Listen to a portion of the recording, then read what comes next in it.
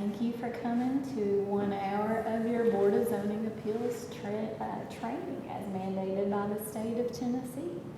I'm taking a presentation that some of you have seen many times, and some of you this is your first intro to it, so we'll kind of hit the highlights of how the Board of Zoning Appeals came to be and what powers are given to it, some of the misconceptions about what the board can and can't do, and how to keep yourselves out of trouble, basically. So here we go. Bruce said that he would pipe in at any time so that he didn't have to hear me talk for an hour.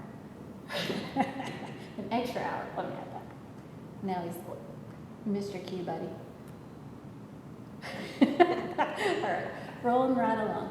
All right, so yes, dealing with zoning variances can sometimes be stressful. I think this is actual footage of a meeting here at Sumner County. Is that you, Bruce? Right there? All right, I'm picking on you tonight. In 1935, way back when, the Tennessee State and Regional Planning Act was passed that created ultimately some planning commission authority and at the regional planning and the state and county level. Regional's that area outside of the cities, just so you're aware. Then they created 5 other acts to go along with it that same year. Here you go. You can read it: the county, municipal zoning, municipal planning, and subdivision controls. And those are basically what we have as our guidelines for what we can and can't approve and how we can and can't approve things here in Tennessee. Alrighty. So you'll always see, sometimes there'll be references on what you see that says TCA, squiggly line, 13, squiggly line, whatever. These are the 3 main sections that pertain to zoning. Chapter 3 is a big one for us in the county, which is the regional area. Chapter 4 is municipal, which a lot of people will cite that, but that's actually city code. The only area where we bring that in is when it comes to non-conforming uses. It's actually found in the municipal planning, but we typically take that for non-conforming items as well. And then chapter 7 is the zoning for everybody. So you'll see a lot of things referenced through that. Yeehaw, there you go. There's all the specific things, and we have this slide available to you if you ever want to do some leisure reading or keep yourself, you know, if you're having one of those nights where you can't sleep, here you go, fun for all. There you go. And in creation of the board, the chief legislative body shall or may create a board with 3, 5, 7, or 9 members. Here we have 5. So we are in compliance. There's general rules, and the board may adopt supplemental rules that are not inconsistent with the general provisions. So that's going to be things like, here's our schedule, or, you know, I've seen where you said, hey, we can have a plot plan from any design professional. It doesn't have to just be a civil engineer. So you can kind of do that within the parameters of this board. All right. So we have that big fat zoning ordinance that you all have, and sometimes those are very prescriptive, and there's no way that we can cover every scenario that somebody could possibly creatively dream up. In fact, when you start creating rules for specific situations, that's when you find yourself in trouble. So this board is sort of this, Josh says, safety valve. I kind of think of it like a little tea kettle that lets a little steam off. Like we all know that there's things that's like, you know, hey, this is the black and white rule, but in this particular situation, maybe there's a better solution that fits still the spirit and intent, but isn't quite the letter of the law. And so that's what this board mostly hears. Yeah, little safety valve, let off a little steam. Yeehaw. And this says Tennessee is a Dillon rule. not Bob Dylan. He's, do what? I know, and they're not going to. It's okay, this is dry. I laughed on the inside. Does anybody know what that means? Go ahead, Bruce. All right, Dylan. All right, he basically says that, hey, whatever, it's a very narrow interpretation of the local government authority that says, hey, whatever the state says you can do, that's what you can do. Here we go. And that basically means, trying to think of a good way to say this, but the powers are given to the state that says, hey, local governments, you can only do what we say you can. So if we're not giving you that power, you can't assert yourselves. And you can, I think maybe an easier way to think of it would be to think of the opposite of that, where the local governments have a lot of control. And those are typically going to be states that have state income tax. And like the one that's coming to mind right now is California, New York, where the local governments have a ton of authority. Everything is prohibited except for what is permitted. Thank you. Yeah, that's right. If it is not expressly written in there, you can't do it. That's a good way to say it. Thank you, Steve. So here is what the state says we, as the local government, Board of Zoning Appeals, can do. You have the power. There's basically 3 types of things that you'll hear that come before you guys. The first one is the administrative review. Sometimes it's called an administrative appeal. The second is special exceptions, which you'll see a lot of those.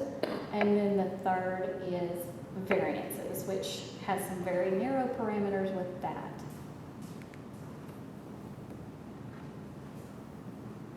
Hey, come on up. All right, the administrative review.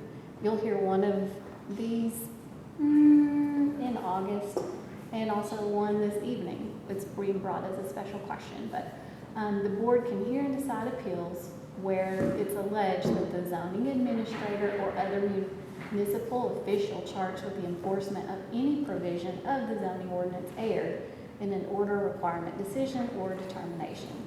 In such cases, the board may reverse or affirm in wholly or in part the zoning administrator's decision. So in this particular case, we're talking about, I don't agree with Josh, so I'm going to come to the board and prove him wrong. Or I believe I can do this. And he's interpreted, I want this use, and he's interpreted wrong. I need you guys to reinterpret it. And so we encourage people when they do an administrative appeal, they're very hard to come by because Josh is pretty educated and knows what he's talking about. So we encourage them to bring their attorneys and to back their rationale for why they think that they should be approved beyond what Josh has determined to be the case. It could be me, I don't know, but Josh, yeah, it's primarily the one. Yeah, this is a great example. A chiropractor wants to open an office. He's told by staff that his use is a professional office, and here's the parking requirements for it. He feels it should be a general office and not a professional office. And then where there's greater parking allowances, he can appeal to the Board of Zoning Appeals for interpretation of the zoning code. You can support the staff decision, accept it, or reach another conclusion altogether. And that will be the precedent set kind of henceforth and forevermore, unless you say, hey, we're taking this on a case-by-case basis. One example of that would be where people have started using rain harvesting systems. I don't know if any of you remember that kind of appeal that came through where the guy brought his attorney and said, hey, we want to be able to use this as a source of water. And in that case, you said, yeah, that's fine. And so the one you'll hear one in August that'll be interesting for sure. All right, then let's see. Use interpretations. The ordinance contains language that says and similar use, so you guys have the authority to determine, is that a similar use? You can call what's in and what's out. And it's, while we at the staff level can, you guys are like judge and jury. And so what you say is what it is. And you weigh it somewhat on a case by case, but also like going forth, that will be the determination. All right. You get to interpret zoning maps.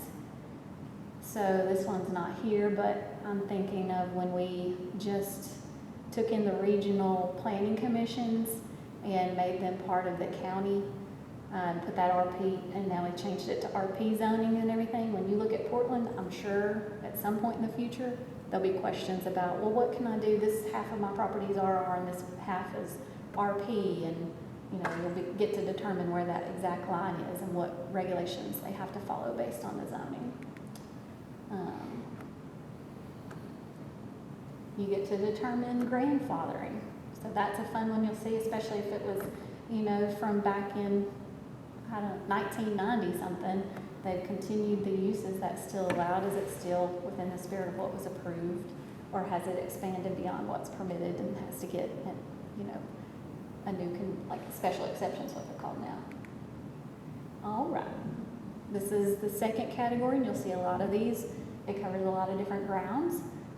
The special exceptions are in those two sections of the TCA, Tennessee Code Annotated. And then basically, here you go.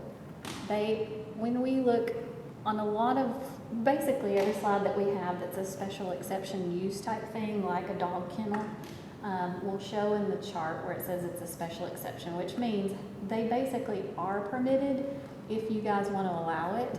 And if you do, what conditions do you want to put on it? In general, you would want to approve these unless there's a very good reason, with conditions that make sense, unless there's a really good reason not to. If you can prove also that the conditions for the special exception cannot be met, then you can deny it. But that doesn't, so we'll get into that in a second. I'm getting a little ahead of myself. All right, so here he's got an example of Father Ryan versus the city of Oak Hill. The private school was wanting a special exception to do business in the city. The board denied it because of findings on the general welfare, noise, traffic, etc.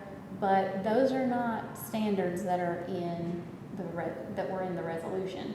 And so they said, no, you can't do that. You don't have that authority. That might be more at the county commission, but you guys don't have that authority. Public opinion and things like that don't come into play for what you guys can do.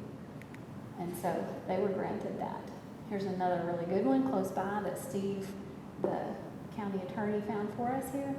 It says that the board denied a conditional use or special exception now for a mobile home park. And then, but all the ordinance requirements had been met. So that means they met setbacks, I mean, all the things. And then the neighbors came out with all the passion that they had for their community. And then they said, hey, the court was like, hey, just because the neighbors don't like it doesn't mean that it doesn't meet your requirements. And you've got to have material evidence to deny your decision. So when I say material evidence, do y'all know what that means? Can anybody tell me what that means?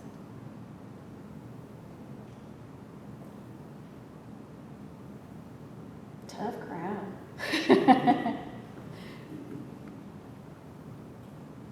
Related to our ordinances, reason based on that, our ordinance has to be based on, our ruling should be based on those.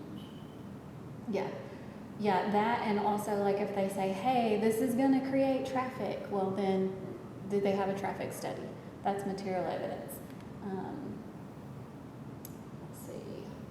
Or this is going to lower my property values. Well, is that opinion, or did somebody that has the appropriate certifications to make that assertion, provide evidence, material evidence to that?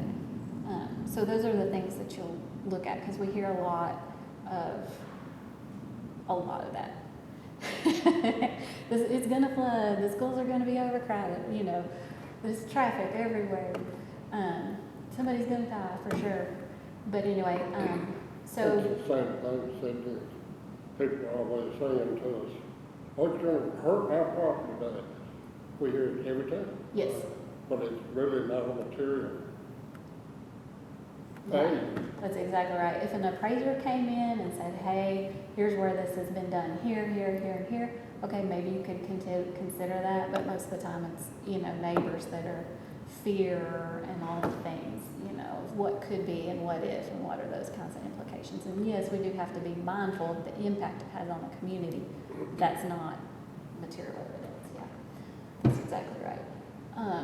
So essentially in this court case, the Board denied, the Board of Zoning Appeals denied that permit, and then the Chancery Court overturned it and said, hey, yeah, you guys didn't deny it based on what we call a finding of fact. And so it was arbitrary and capricious. You didn't give us a good reason, essentially. Here's another one, speculations, yes. Metro Government and Davidson County BZA. If an applicant satisfies all the conditions of the zoning ordinance, application for conditional use must be issued. Speculations, expressions of fears, and considerations of aesthetics or political nature do not form a basis for a decision. So if you're worried about the impact of how it's going to look, require screening, landscape, whatever, something, you know what I mean? All right. Oh,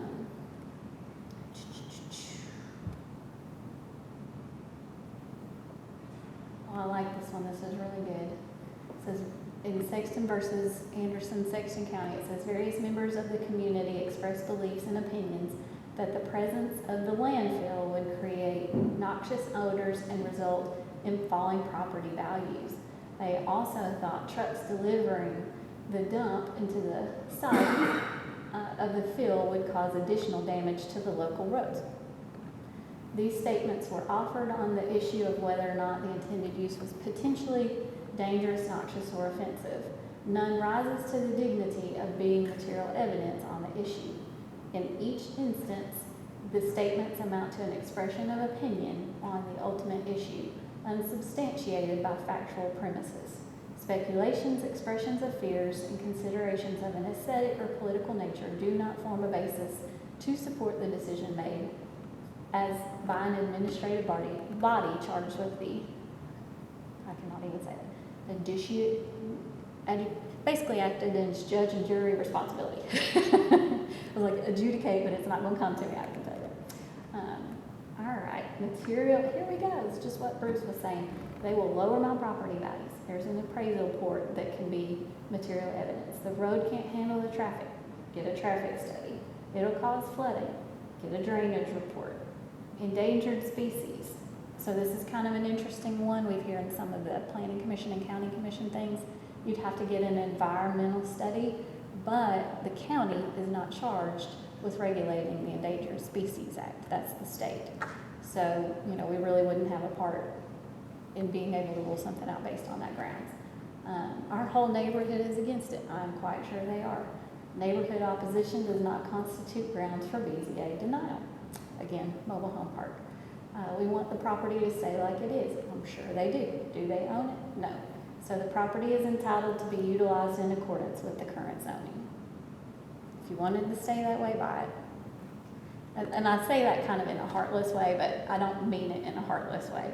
Everybody wants everything to stay the way it was when they got there, you know. And there are things that we can do to protect that character and that community, but as a whole, it does, what's allowed by zoning is allowed by zoning. All righty.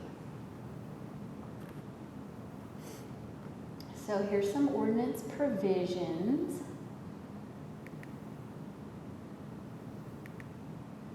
Oh, well, I should probably get into that. Some uses that are permissible on appeal. So these are some of the categories that we would see in the special exceptions. Churches, country clubs, golf courses, libraries, daycare centers, public recreation, school. Those are standard special exceptions, that you guys can approve or add conditions to. The special exceptions, if you have uses that you're concerned would impact surrounding properties, add conditions to the zoning ordinance to mitigate or eliminate that impact. So the zoning ordinance, who can change that?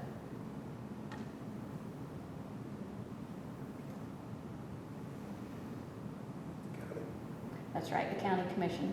It's not me, it's not, but you can recommend that to your commissioners, like, hey, we're seeing a ton of this and we'd love to protect it. You know, is there something we can add? Or Josh can add that language and put it before the planning commission and the county commission for approval. And then you can also include a provision that that they meet site plan requirements, which sometimes in the site plans, they just can't do what they think they can do or want to do because the site doesn't really allow for it the way they're dreaming up.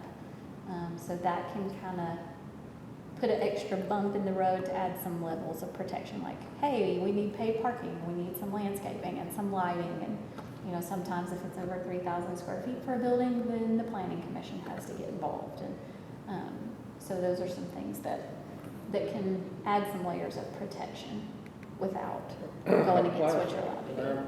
We had before this board about, what was it, 15 years ago or so, moved out captioning through petition that's body for rock wall. And it was in an agricultural zone. The rock quarry is permitted in an agricultural zone, harvesting materials over there. The request came to us, we had a room full of people. And the problem was, the requestor didn't stop at the rock quarry. The requestor moved on to include a concrete plan and an asphalt plan. And when they did that, it threw them out of a conditional use permit and threw them into a rezoning. We did not approve the request, and I made the motion because I said specifically we cannot approve the request as submitted. It ultimately got upheld by the state Supreme Court. But the reason is exactly what they're saying here. We've got to look at the request itself and the nature of the request, and not accept anything else. In this case, we couldn't reject the rock part, but we rejected the request for that very reason, that they didn't have just the rock part. And the asphalt plant, the concrete plant. And, but anyway, that's what. No, that's great, yeah. Yeah, that's excellent. There's things that I'm thinking of right now that's like, maybe the use would be okay, but maybe there's not adequate water or septic, or how are you gonna handle the waste removal? You know, you've got to get additional approvals, and that can be captured a lot of times in that site plan, you know, approval. So adding that condition subject to a site plan approval captures some of those things. Is that where they ended up putting a historic overlay? They came up with the historic overlay a year after that request, before they could re-request. So they got intervened in the making. That's why there's no rock quarry attestation to plan. Yeah, rock quarries are a lot of there's a lot of case law about rock quarries, so those are fun. Landfill sites. There's a lot of history out there. Yeah, thank you, Bruce. All right, so here's some examples of some things that are not currently in the zoning code that perhaps, you know, could be like a kennel operation. You can we can suggest that it's limited to a 2-acre minimum parcel. That makes total sense. You don't want dogs barking on an acre, you know, or that it'd have to be fenced, and that fence or anything else can't be, everything has to be 500 feet off the property line. Or restrict the hours. Those are some examples. Some other things like schools, they have a lot of churches, they can bring a lot of traffic, so this is currently not in the zoning resolution, but you could have the zoning resolution changed to say, hey, they're located on an arterial road, which is basically a state highway or a major collector. And the property shall contain a minimum of acre, 30 feet from the side property lines, things like that. Those are all reasonable protections that could be worked into the zoning resolution. Here's some provisions for warehouses that could be considered, like mini storage. They could be perpendicular to the street. I've seen some place that says, hey, you can't have bays of any kind that face a public street, that's kind of interesting. That's found in their zoning ordinance. You can add some landscape buffering, things like that. Those would be things that would be contained in the zoning resolution that we don't currently have. So, those are suggestions that could be made. All right, special exceptions. Anybody have any questions about those? No? So we'll see it a lot of times for uses. We have some for design standards for accessory dwelling units. As a whole, the county doesn't regulate design except in the case of these accessory buildings, and then in what we call a PUD, a plan development that's seeking a rezoning, there might be some design things slapped on those that aren't just straight zone. So we'll see a lot of those especially for you guys, we'll see a lot of ADUs that don't match the primary dwelling is what the requirement is. All right, variances. Yeehaw. It's one of my favorites. Variances basically are where we have prescribed standards that says, hey, your fence can be this high, or you've got to be this far off of your property lines. And those, in that case, it's called a setback.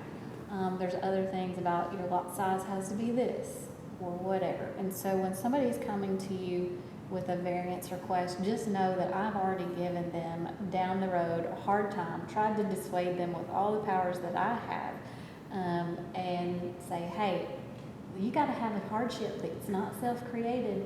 State says you do to even be heard before the board. Now, if you can prove that you do, that's up to you, and they can determine whether or not you really do have a hardship. And it has to be a hardship that is related to the narrowness, shallowness of the property, shape of the property, or topography that they did not create before this ordinance or resolution was enacted. So for a lot of records. So somebody can't come in, create a new lot, and create a hardship for themselves. This has to be an existing piece of property that has somehow made it difficult for the property owner to use an appropriate and reasonable manner. Oh yeah, here we go. All right, here's the rest of We that. have a lot of properties Yeah. in this town, hundreds of thousands, that were created prior to 1972 that do meet this restriction. But most of the time, a lot of times, it takes somebody going back, reading deeds and figuring out when it was created. But it has to keep some low-life surveyor from coming in and creating a hardship when he does it work. Yes, that's exactly right. And we see it all the time, and we're like, hey, you got a house there, and you're putting that property line right through that house, you're creating a problem, you can't do it. So either that house has to go, or you gotta put that property line in a way that it meets setbacks. But he's exactly right. A lot of these homes, especially along the lake lots that were developed prior to 1973, when we had, zoning and all the things that established the subdivision criteria, then they're a lot smaller lots, and their setbacks are a little bit different, and so they're tight. And how do you fit a 20, if you've got a lake lot, you don't want a 10 foot wide, 20 foot wide house to be able to meet those setbacks. That just doesn't make sense. So you'll hear some cases like that where they need a little relief for things. So the board has, here's what you have the authority, where by reason of exceptional narrowness, shallowness, shape, topographic conditions, or other extraordinary and exceptional conditions, which sometimes we see those that are not a hardship created by the property owner. They didn't do it to themselves. The board has the authority to authorize on appeal a variance. And this is exactly what we're talking about, where by reason of exceptional narrowness, such as the lakefront lots, we saw one of those just a couple months ago. Shape, we do have some old, we've done our best to help keep these things from happening, but there are some old lots out there that look like this. So we've kind of changed some of our regulations, but put a house on there, imagine where the septic field would go, it's gonna be fun. The board has the power when there's topography things, if the only place that they can put the house is where the septic can go, well then we might need to kind of look at having a little flexibility there. And then other extraordinary and exceptional conditions. So a heritage tree, that's going to be like a really old 100-year oak or something like that. A wetland, well then they don't have a lot of room here to actually build a real house. And then it says peculiar and exceptional practice and difficulties not due to the hardship or putting undue hardship on the owner from developing the property. Provided that such relief may be granted without detriment to the public good and substantially impairing the people around it, essentially. Here's a good example. Production home builders requesting a variance to the building setbacks. He has 5 models he typically uses. None of them fit in that models. I have heard this song and dance, I do not know how many times. The lot meets the minimum standards in the zoning and is typical of the lots in that subdivision. So you guys would say, yes, no, maybe so? Yeah, that one's out. That's not a hardship. Get a different model. You know, that does fit the lot. I think we've told them that before. Yes, And I'm they- sure you have. Yeah, that's exactly right. So just know that, like, if it comes to you, they haven't listened to me, because I'm going to tell them the same things. The homeowner has room to build a single car, but would rather have a double car instead, which would require a setback. So then you guys say relief is only warranted when reasonable use of the property is denied by the ordinance. It's reasonable to get by with a 1-car garage. Now, on this, I would say you do have a little, like we saw one last month that was way back, not visually impactful. You know, when you're looking at 1-acre piece of property, that's very different. But it can't just be convenience oriented. There were some site restrictions that made this one a little bit different, and one of the state conditions says it has to be kind of unique to this lot. So it's not something that's that they didn't create. So this person didn't put a gas line right next to him. He didn't put a power pole where it was, you know. So putting it somewhere else on the property, you know, doesn't make a ton of sense. So there is a little flexibility you guys have with that, but in general, if they're wanting to build a 10,000 square foot building, detached garage or something like that, and want a variance so they can do it, that's a self-created hardship, and I'm going to tell them that. All right, so here's an example. Property owner has a 2-acre parcel impacted by a stream and the floodplain.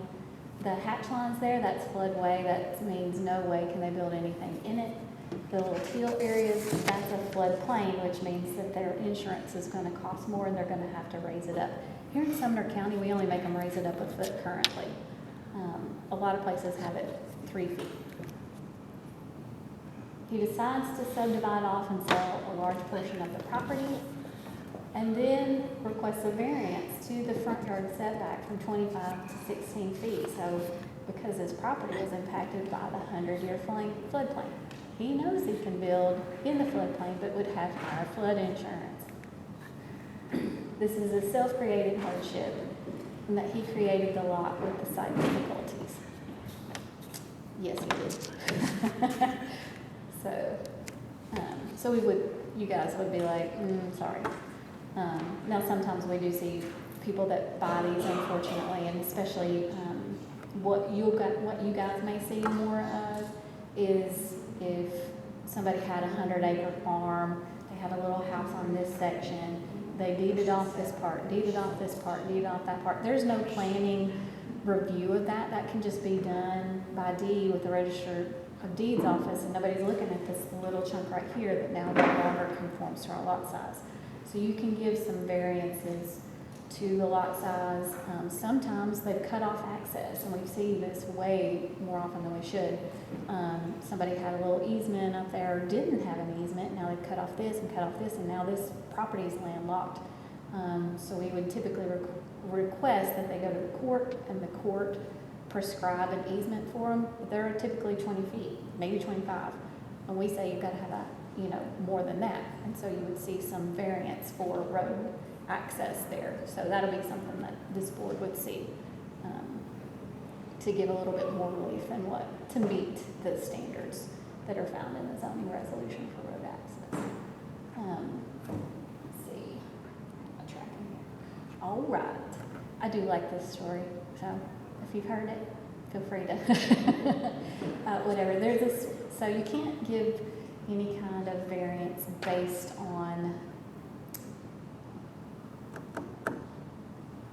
a specific situation. When you're giving a variance, you're basically saying, henceforth and forevermore, this is the variance for this property. So if it's a setback, they may tell you it's for the shed and they've got this hardship, but that's their new side setback or their new front setback or whatever. And would you give that same variance to someone else that maybe didn't pull on those emotional heartstrings?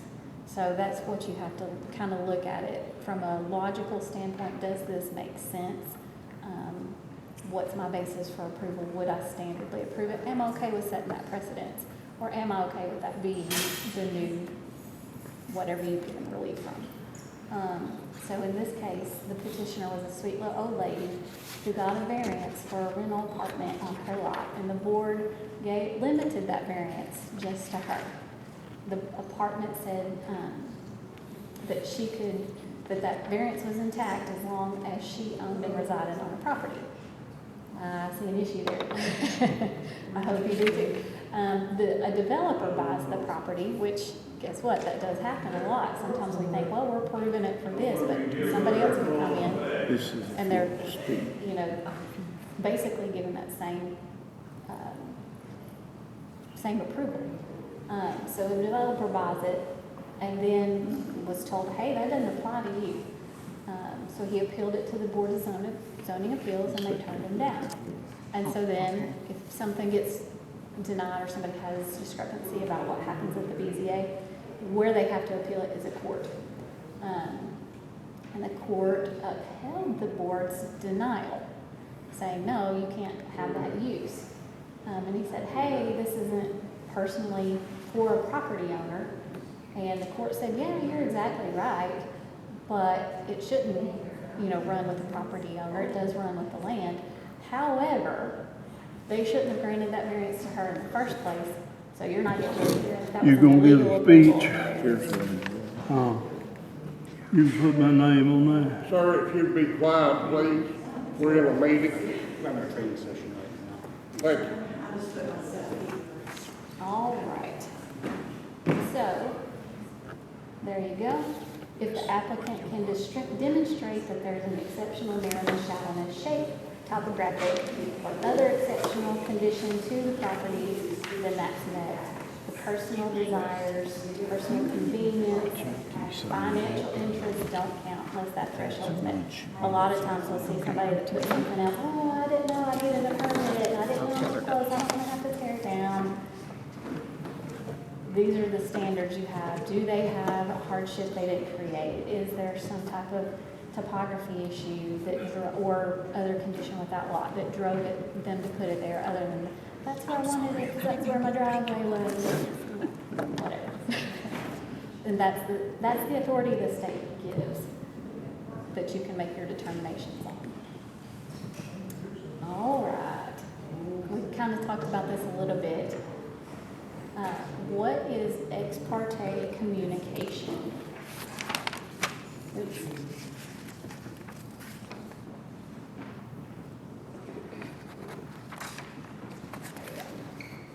I gave you the answer, but what is ex parte communication?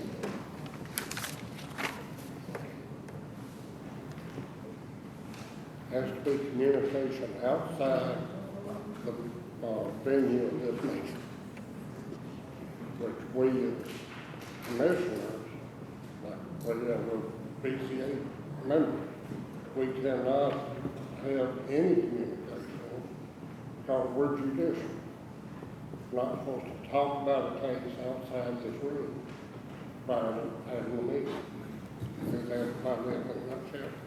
Yes, thank you. You did a great job. Now, that doesn't mean you're not gonna have somebody say, oh, you know what, since you're here and I got you, let me talk to you about this. Make every effort you can to say, hey, happy to hear that on record at the meeting, but you cannot be making a predetermination, based on that information provided in that conversation. And if they provided something that's not provided at this meeting, then you need to disclose that on record within the meeting and say, hey, I spoke to, what you don't want to happen is say, yeah, I talked to so-and-so and they said Where do we they were put going to these vote now? against this. That, They said I signed the wrong one. that'll get you in trouble. All righty. No, I didn't. I think all of them are the same. Oh, wait, this is New Hope. And so this board is different than the planning commission and the county commission. Really, it's the county commission that can actively seek out the opinions of their constituents, put stuff on Facebook, all of that. But this board acts in a quasi-judicial role. And so when you're hearing something, like any court case, you can't be taking into evidence things that are not presented within this room. And you definitely cannot be making up your mind about something prior to hearing it. Yes, there you go. Oh, look, okay, it says all that. Decisions must be made based on information gathered at the public hearing. All right. And that's the sunshine law that basically says the meeting has to give public notice and the votes are all public. And when you convene, you're making a decision to deliberate towards something. Thank you, ma'am.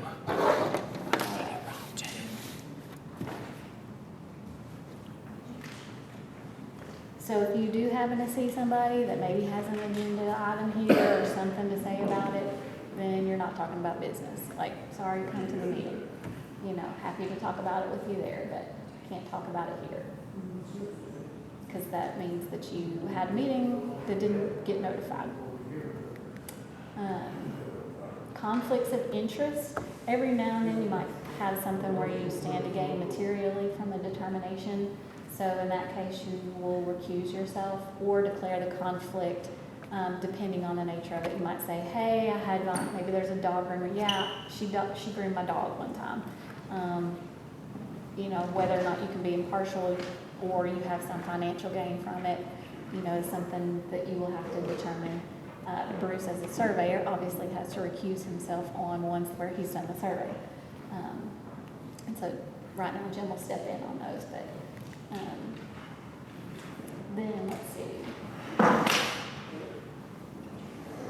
Non-conforming properties, this is kind of what we talked about, grandfathered properties.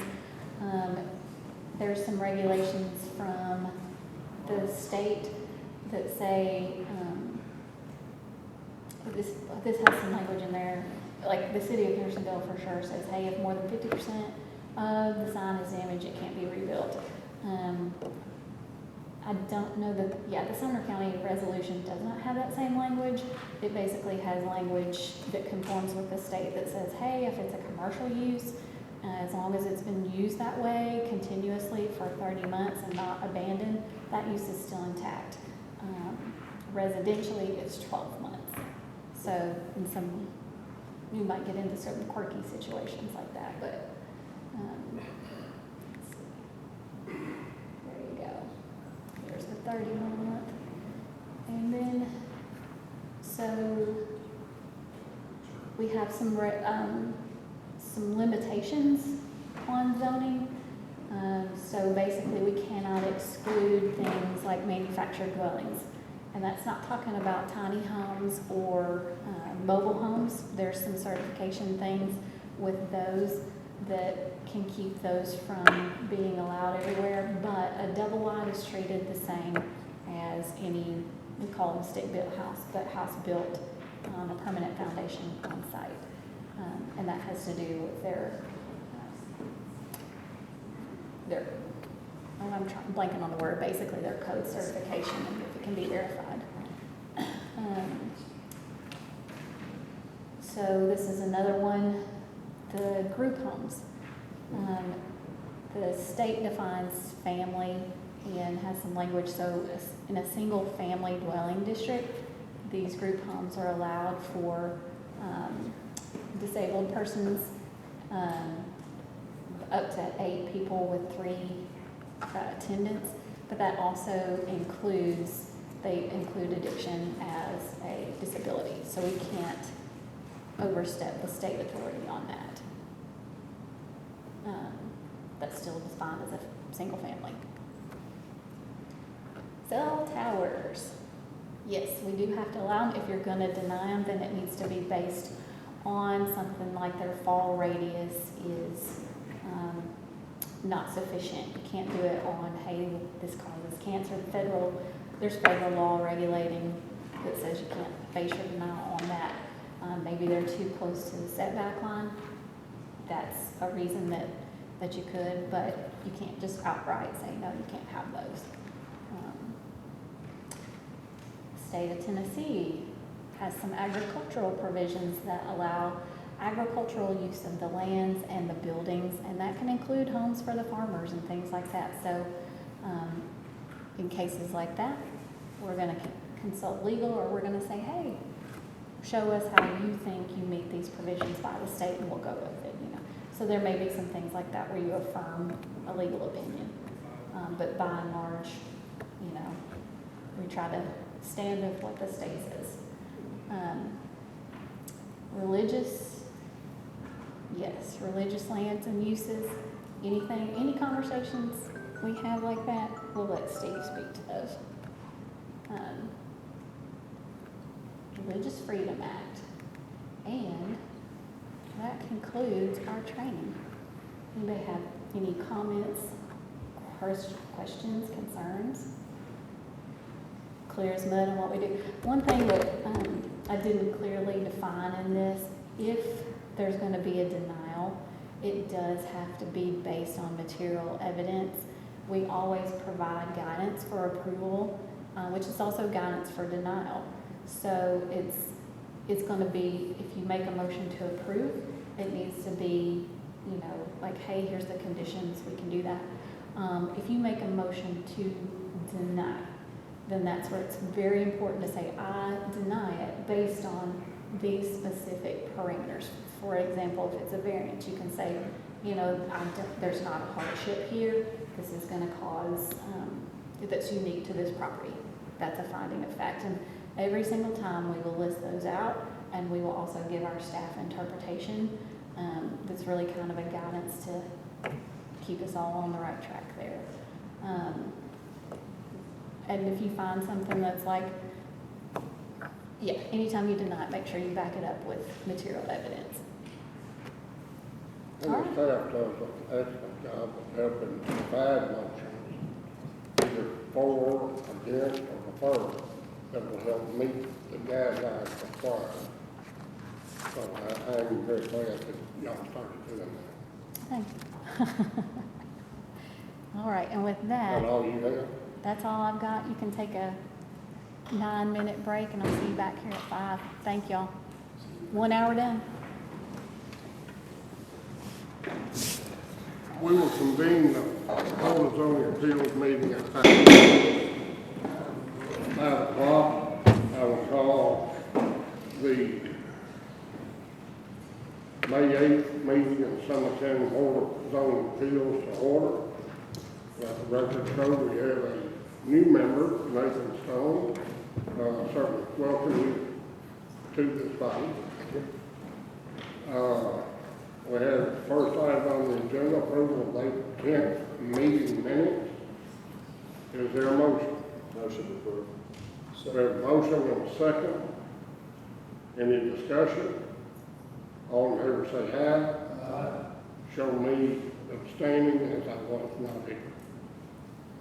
Approval of the May 8th agenda. Cindy, any changes? We'll let the agenda stand approved as written. I'd like to enter into the record the meeting materials, the zoning resolution, the exhibit D being the slide presentation,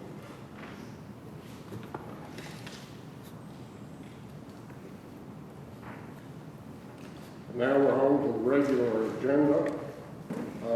What we will do is, just so everyone will know, I will bring the item to order.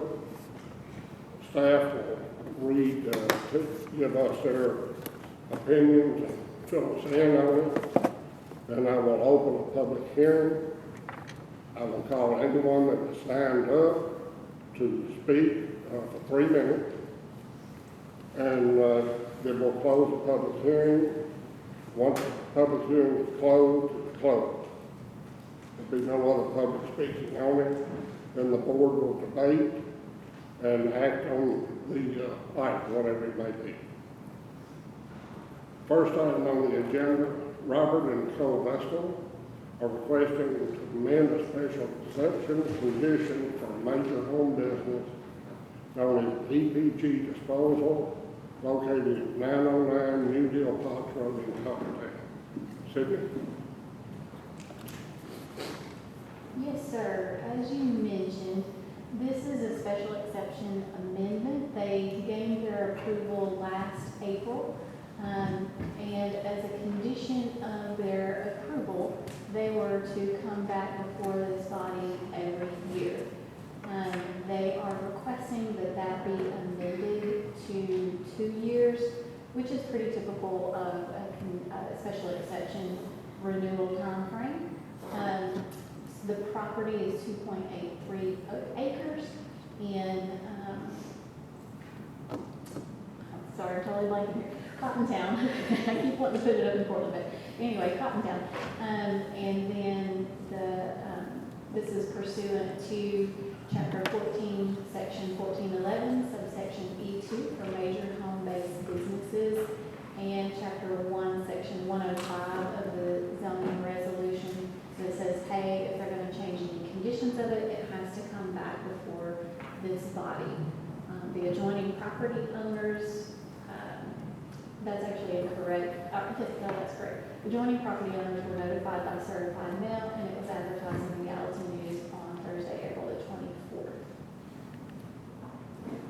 And this is that statute that says that if they were granted approval by this body, then this body is the body that can change it. Like, we don't have the authority at the staff level to do that. This came as a complaint back when this originated, that was talking about there was a trash service out of their yard, and it was a mess, and so that came to the county's awareness, and they requested a special exception for a major home-based business from this body, and they said at the time, then here's basically kind of what they were requesting. And then they hired a surveyor to represent them on this, and so this was all in your packet that says, hey, here's the conditions that we're gonna meet and the things that we're gonna do to make this more palatable for the area. And that is what came before you guys last year. This year, here's the public notice as advertised.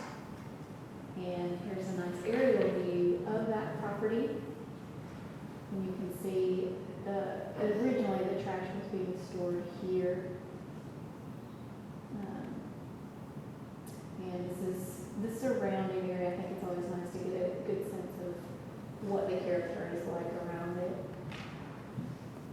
And then here's the minutes of the conditions of approval.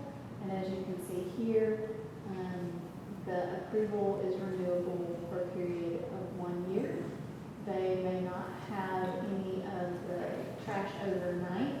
The landscape buffer must be submitted for staff approval and installed, and then no more than 4 trucks associated with the business wherever they work or will work can be stored on the property overnight, and they shall not be visible from the right of way or public road.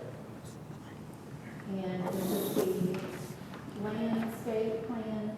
As you can see, there's some vegetation that's in place around most of the property here.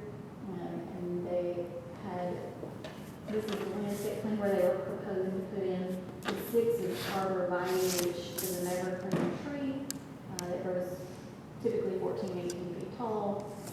They're a good screening tree. And then they've got a little ornamental black cherry up in front for aesthetics, and a maple tree as well. And this is the property from the street. You can see there's your ornamental. This is what you're looking at. And this is the site as it sits as of last week when the photos were taken. And you can see that they have installed those trees. And those are good size, trees to start with as well. That's what we like to see. So these are the conditions, the findings of fact to base decisions on. In this case, you're not really determining if the use is allowed or not. You're just determining, hey, are we comfortable allowing this to go to a 2-year renewal period versus 1 year? If you do find that the site is grossly out of compliance, then you may start revocation proceedings. All right. And so here are the example motions. Again, as I noted, the applicant has worked to bring this site into compliance recently and has planted those trees, has moved those vehicles behind the property, and has generally been cooperative with the staff. To approve, all right, so here's the example motions. To approve a request for an amendment for the 2-year renewal time frame. And these are the conditions that staff recommends remain intact, that all home-based business be met on an ongoing basis, that no trash, garbage, other refuse collected as part of this business shall be kept on site overnight, and we do have the authority to go and check on that on an ongoing basis. The landscape be maintained so that the business is not visible from the right of way, but also the adjoining property, and that a maximum of 4 trucks be allowed, not visible from the right of way. Another example motion would be to deny the special exception, and then, which would in essence still require that annual continuation, or number 3, to defer this item for 1 month in order to obtain additional information.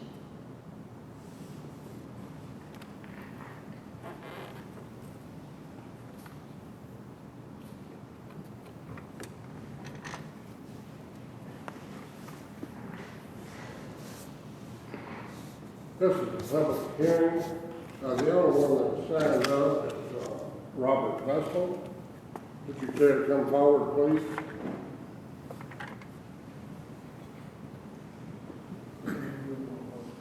state your name for the record, Mr. Vestal. Robert Vestal.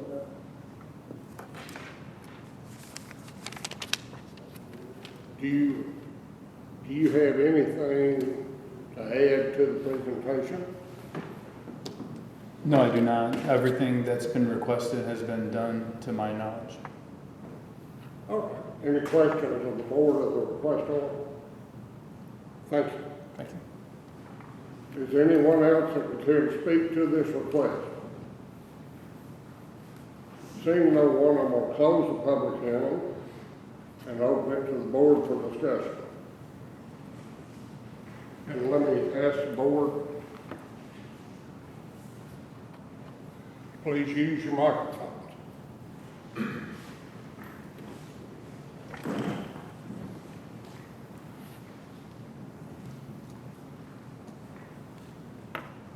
While the board is deliberating, Sydney, have you had any complaints?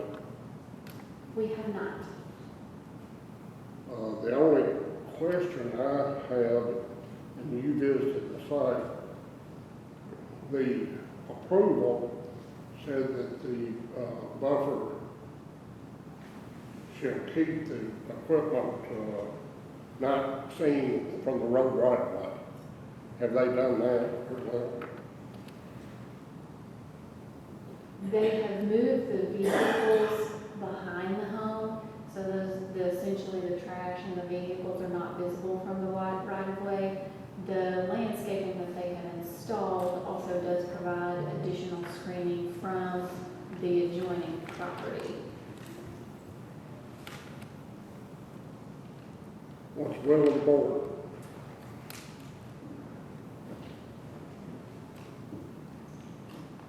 Make a motion to approve on number one. I'll second that. We have a motion by Mr. King, a second by Mr. Harrison to approve with example motion number one. Discussion. All in favor say aye. Aye. Opposed, like sign. Motion carries unanimously. Thank you. Next item on the agenda, Robert Hubbard is requesting a special exception for a home-based business, general business and communication services for a recording studio, and a special exception from design and occupancy standards for the accessory dwelling unit at 354 Neal Lane in Dallas. Sydney? Right, thank you. Yes, so this property actually touches, if it was one property over to the south, it would actually be within the city limits of Gallatin.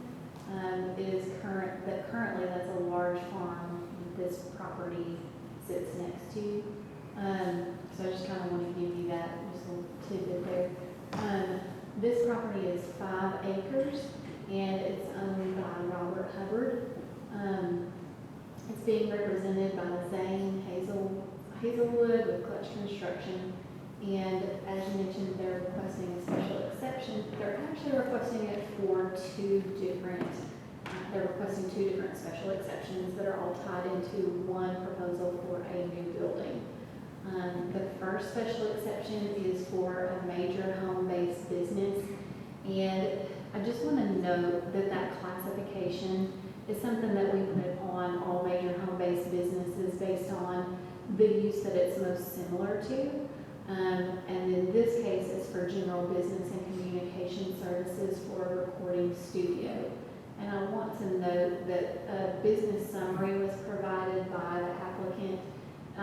There's not any recording that actually happens at this property. They're using it for the storage of equipment for a business where they, it's essentially in the recording industry where they do film and video from concerts and things like that. So we'll get to that slide in a little bit to go into more detail, but I did want to make you aware that it's, at first you might think, oh, recording studio at somebody's home, there's going to be a lot of noise, a lot of things like that, but that's the label that we put on it based on the Sumner County resolution use chart. And so the second thing that they're requesting a special exception for, again, they're proposing a new building, and a portion of that building will be for the storage of the equipment associated with the business. But the other portion of it contains an accessory dwelling unit, which we call an ADU, for a portion of the pole barn. And the reason it's before this board is because there's a standard in the zoning resolution that says that an ADU must be visually compatible, similar to the architecture, design, roof pitch, windows, that type of thing to the home, unless the board grants a special exception from that. So with those two items, then that kind of brings it into this round, and those determinations and approvals can't be given at the staff level. Again, the adjoining property owners were notified by a certified mail, sign was posted, and it was advertised in the Gallatin News on Thursday, April 24th, which meets the 10-day requirement for published notice and posted notice. All right. So in context, this is the parcel that we're looking at here, and you can see that it is very heavily wooded on pretty much all sides. And here is the existing home. Here's the public notice as it was published in the paper. And the zoning compliance application where they were advised you do have an accessory dwelling unit and you're going to need a special exception from the Board of Zoning Appeals for the home-based business. All right, so here's the special exception application. It says to request a special exception to conduct a home-based business for a film production company that films concerts at music venues. They're not requesting this be a music venue. That's a different approval altogether. There are 2 employees and a van owned by the business, and some of the building will be used as storage for the road cases and equipment owned by the business. They're also requesting a special exception for the design and occupancy standards. All right. So this is the business summary provided by the property owner. It's primarily to serve as a guest house for guests and family. The business that's registered to the property has no offices or business hours. The owner did clarify that he himself will have an office in one of those rooms on the upper floor. We have no clients who visit the property. The business is a film production company for concerts and music venues. There's 2 employees in a van owned by the business. Basically, that's reiterating what was on the special exception application. All right. So Chapter 14, Section 1411, subsection E says that home-based businesses can be minor or major. There are certain criteria that we can approve at the staff level as a minor home-based business, and then certain items trip into major home, which comes before this board. And that's essentially what this says, and it says, if you're going to come before the board, then you have to do it on appeal. Home-based businesses in general have to meet all of these criteria. They have to be a bona fide residential dwelling unit that is the bona fide residence of the principal practitioner of the business, and it can't measure significantly the appearance of the residential dwelling unit. You can see here that equipment can't be creating vibrations, heat, glare, dust, odors, noise, and then it should not create any major electrical or magnetic interference, and the delivery trucks to the home are limited to passenger vehicles, America, so you can't be having a big old 18-wheeler come for these types of things. My home-based business, these are the parameters by which something is determined to be minor or major. In this instance, the minor home-based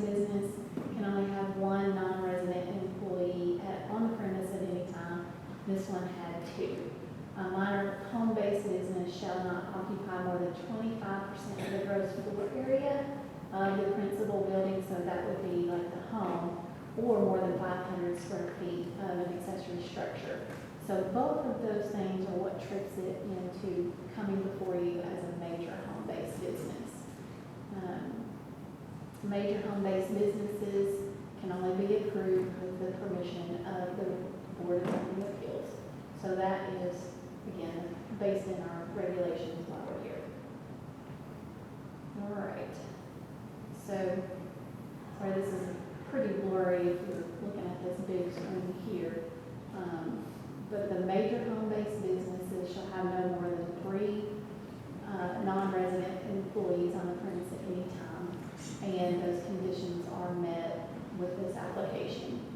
The major home-based business is limited to the parking of 2 vehicles related to the business on the premise. This is met by the applicant with their 1 van. A major home-based business cannot need more than 25%, or in this situation, 500 square feet for the minor home-based business. So if you're okay with the use, then that it can be, the board can grant it to be for the entire structure. The board may require parking beyond what is required for the residential use of the property if you feel that it is appropriate to do so. And so that's noted there. The major home-based business shall not create more than 10 customer or client visits in any date. They have said they're not having anyone come to the property. The following activities cannot be approved in a major home-based business. And that's going to be medical and dental clinic, restaurants, clubs, drinking establishments, undertaking of funeral parlors, and of course adult entertainment as defined in the Appendix A of the Sumner County zoning resolution. And so none of those uses are proposed here. Outdoor storage of material in connection with the business cannot be permitted, is permitted with your approval, but they're not requesting any storage here. And then the signage is limited to 5 square feet. Again, they're not requesting any signage with their request. And then we'll jump into the second area where we're asking for a special exception, and that is for the accessory dwelling unit. There's the application there.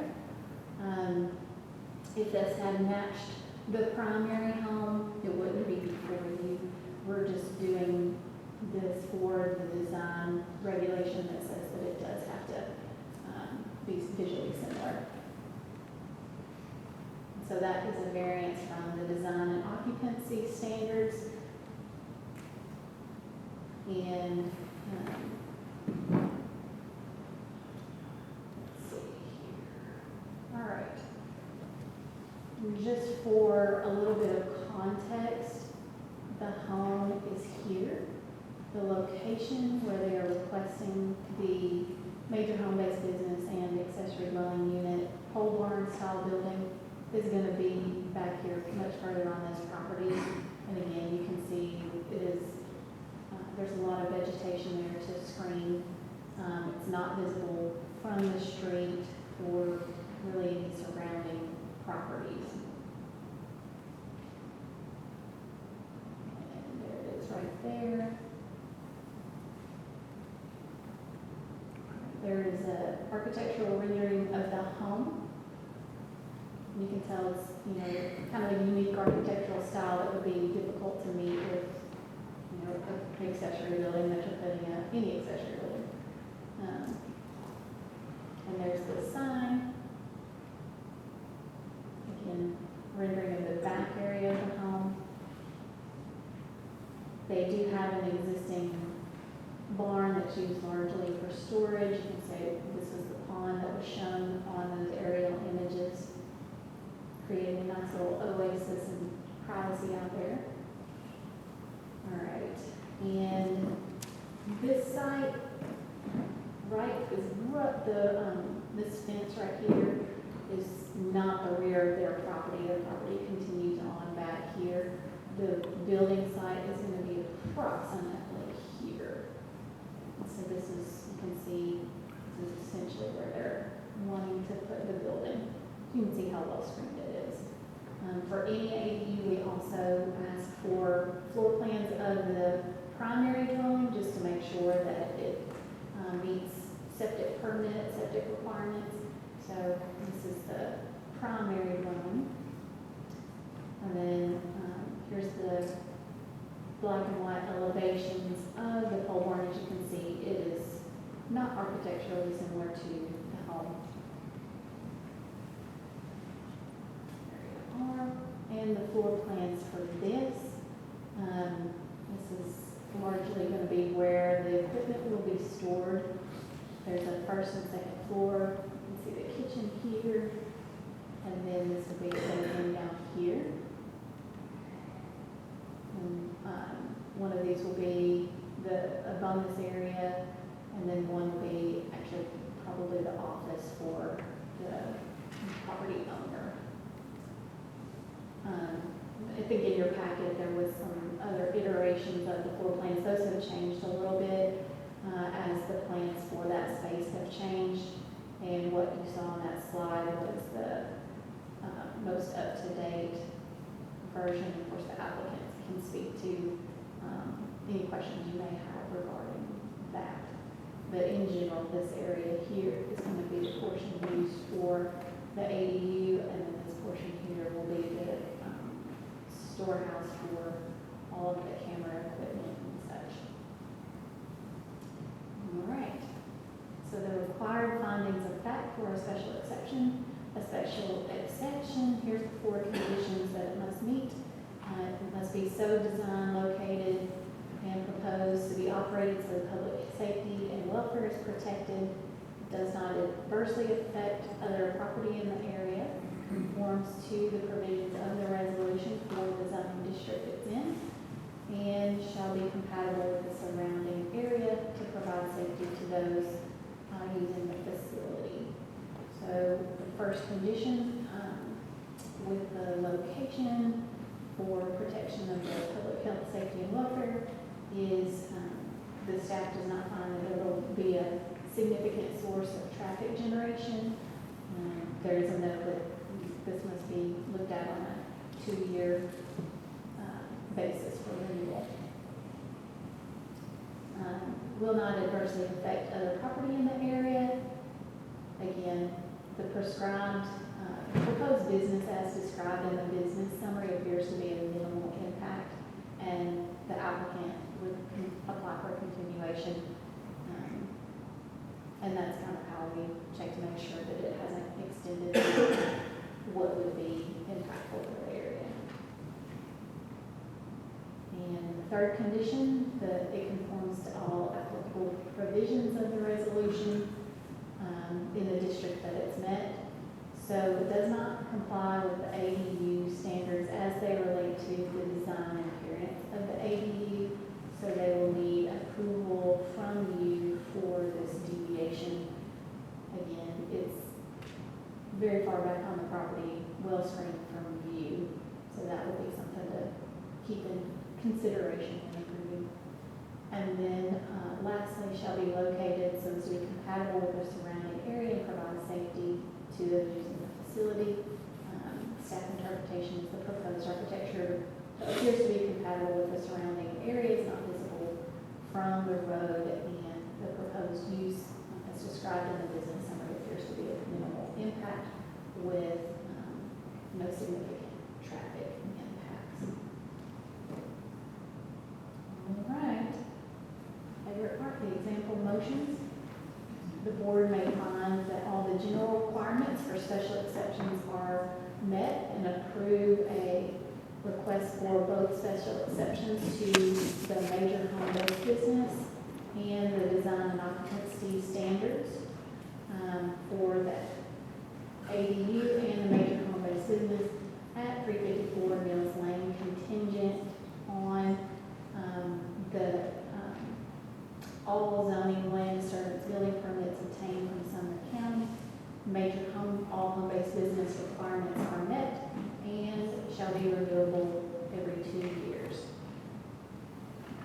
2, to deny requests, or 3, to defer this item for a month in order to obtain additional information.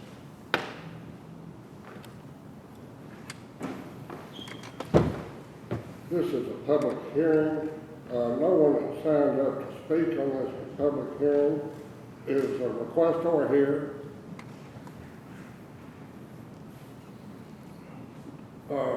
Would you care to add anything to this?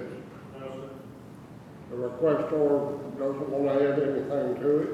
Anyone else care to speak to this request? Seeing no one, I'm going to close the public hearing. What's the will of the board?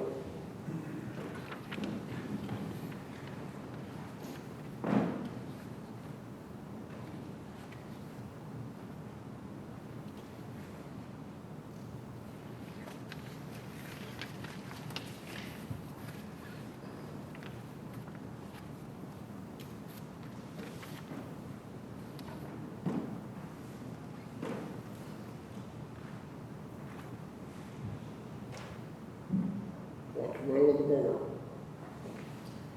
Just to get something out there, I think his staff covered everything, but, looks like they've done this pretty well.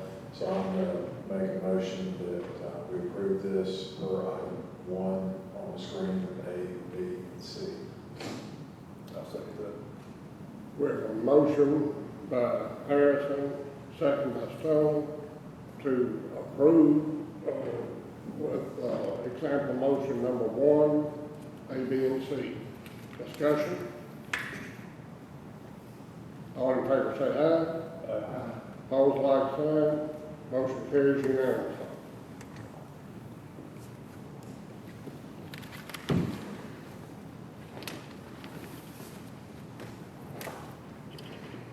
Next item on the agenda, Sumner County staff is requesting a BZA determination regarding property located at 2340 and 2342 New Hope Road in Hendersonville.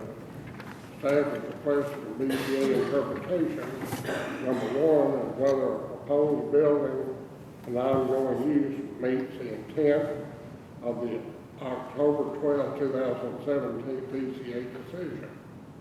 Number 2, whether a new special exception to conduct construction, sales, and services is needed.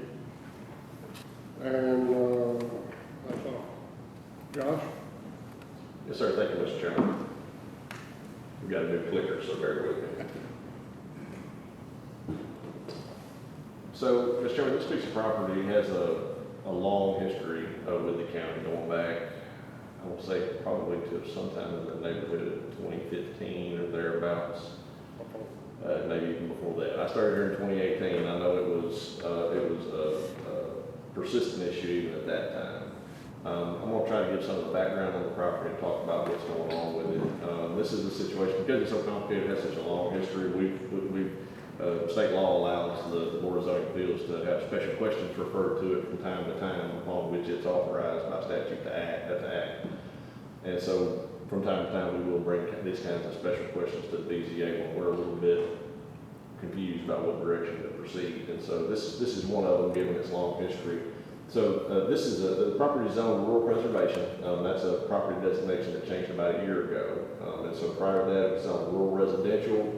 That zone was put in place in 2020. Prior to that, I believe this property was zoned RA, residential A. So it's always had a residential zoning designation. There hasn't been a time back to that I'm aware of anyway, back to the original implementation of zoning back in 1973, that he didn't have a residential zoning district applied here at this location.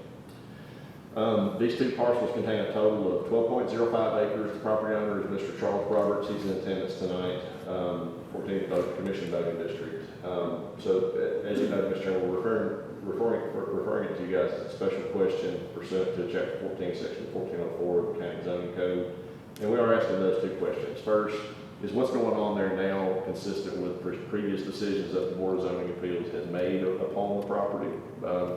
And number 2, taking that into account with what's going on and what's proposed, and I hope you'll speak to the property owner and to talk about intent for the property and that kind of thing. Number two would be to give staff some guidance on whether a building permit should just be issued for this property at this time, or whether additional zoning approvals from the Board of Zoning Appeals in the form of a special exception appear to be required.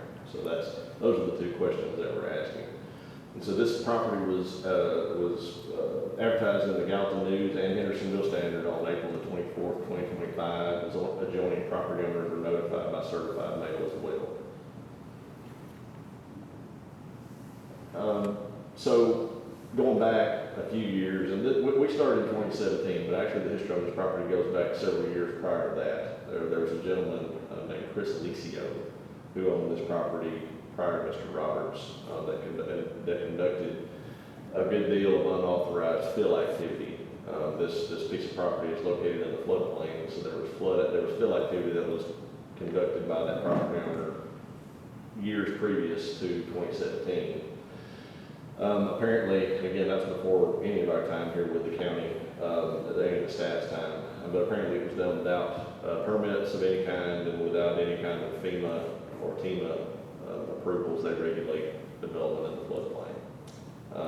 Mr. Roberts acquired the property sometime after that, and I believe his intent, and I don't want to speak for what his intent on the property was, we had an intent of making use of the property that he had purchased, which most people do. And so in October 12, 2017, Mr. Roberts went to the County Board of Zoning Appeals to request a conditional use permit from BZA to store commercial equipment. And so, Mr. Chairman, you remember, I think you'll remember, you may disagree with me on this, but we did a big zoning rewrite in 2020, and I think we've standardized a whole lot of the way things are done. And the way the Board of Zoning Appeals does things now is much more in reference to the zoning code, what's allowed specifically by the zoning code, not allowed by the zoning code, with the specific wording of the zoning code cited in those decisions. That wasn't quite the way that it was done years previous. No criticism or anything, it was just, and that's common in a lot of places, but we do try to be letter of the law, folks. And so that application was brought to the BZA at that time, and the request to utilize it for the storage of commercial equipment. The specific use that was proposed was not really clarified at that time. Today we would call that construction, sales, and services. That's what we would call that use. That application was denied in October of 2012, and there were two separate applications, I believe, submitted, one for each parcel, and so they were both denied by the Board of Zoning Appeals.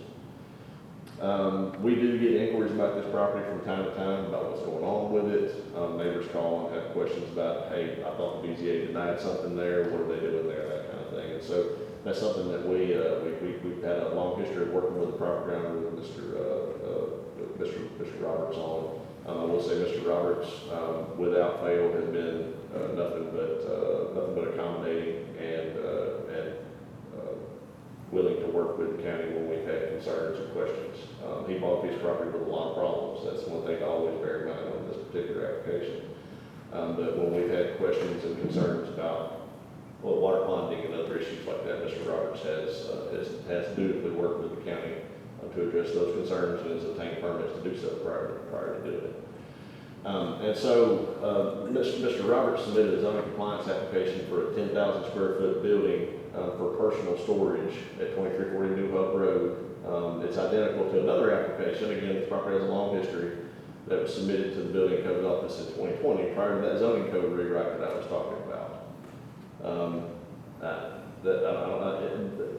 That application was approved in 2020 by the County Building and Codes Office. We didn't have a zoning compliance process in place quite the way that we do today, where it might have had some additional layers to that approval. But it was approved. That should be borne in mind. And it was approved, but it lapsed. And so it's been 5 years. That building has not been constructed, and we've and looking at the application after 5 years, all those previous approvals have lapsed. And so there are no approvals of any kind on this property right now. No land disturbance permit, no building permit has been approved, nothing. And so Mr. Roberts has filled out a zoning compliance form. He's done everything we've asked him to do with regard to filling out the county standard forms and applications and that kind of thing.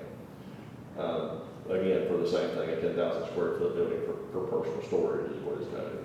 And so, again, given all of those complexities, all those things, we referred to the County Board of Zoning Appeals prior to us going ahead and issuing that permit.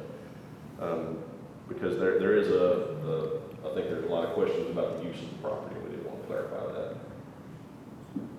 These are the October 12, 2017 minutes. We can look at those in more detail. We just want to put them in the packet for everybody to see. And you see here on the screen, we see both motions failed related to that conditional use permit to use this property for storage of commercial equipment. Now, this is the public notice that I mentioned that's published in the newspaper. This is the zoning compliance form that was submitted by Mr. Roberts back in looks like March 28th.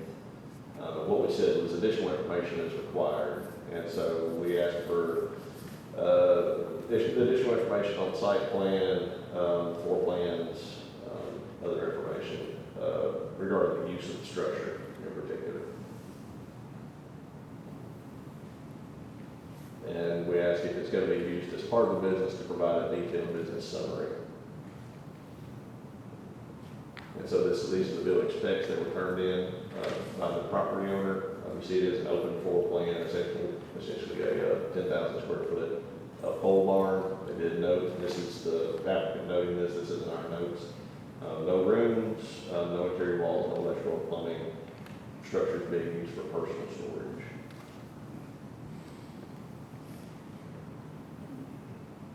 So he did provide a plot plan as well, showing the building location. And so one thing to note, Mr. Chairman, as you know, you've been doing this stuff a long time as chairman, other people maybe haven't been doing it quite as long.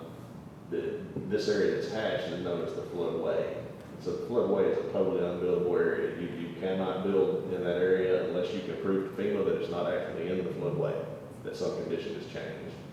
The area outside the floodway is called the floodplain. It's zone AE, commonly referred to as the 100-year floodplain. And so Mr. Roberts is proposing to put this structure here at this location within the 100-year floodplain upon the flood maps. Again, there was a lot of fill activity that was done years ago by a previous property owner that has probably elevated that site out of the floodplain. I don't know that for sure. And so that is something that if the Board of Zoning Appeals were to decide that additional zoning approvals were required for this, or maybe not even if they didn't, it would be a very good idea to have a map amendment done, essentially to show the actual floodplain with the fill activity that's been done at this location over the years. And that's something that's not an unusual request in this kind of a situation. We do need to know where that floodplain is. And so this is an aerial photo from the Sumner County GIS of the two properties. This is, again, the location where that building is proposed to be placed down here.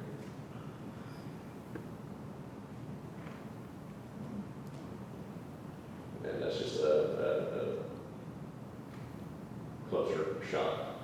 Again, bear in mind what the Board of Zoning Appeals in their previous decision, and this is part of our questions on this is in the previous decision, what was requested was to be able to utilize the property for the storage of commercial equipment. And the Board of Zoning Appeals at that time said no.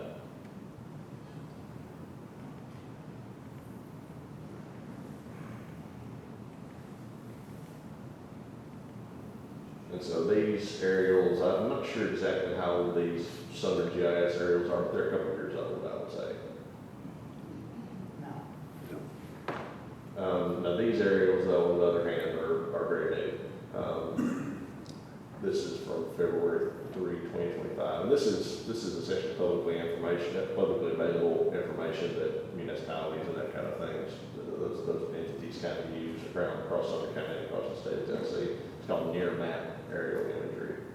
So this aerial shot was taken on February 3rd, 2025. And there's a good bit of equipment stored here. Again, that may be for whatever purpose, I don't know, but it is commercial. It appears to be a commercial equipment that's stored on the property. Maybe part of the building project that's proposed. Again, Mr. Roberts can clarify that. Then this is on the northern parcel. It does look like there's been some additions to that building. Going back, if you look at 2023, looks like there was some additional work that was done, a lean-to or something that was done on that building as well. So we may need a building permit retroactively on that as well. So this is October 2023, same place as February 2024, and then this is again that February 3rd, 2025 shot there.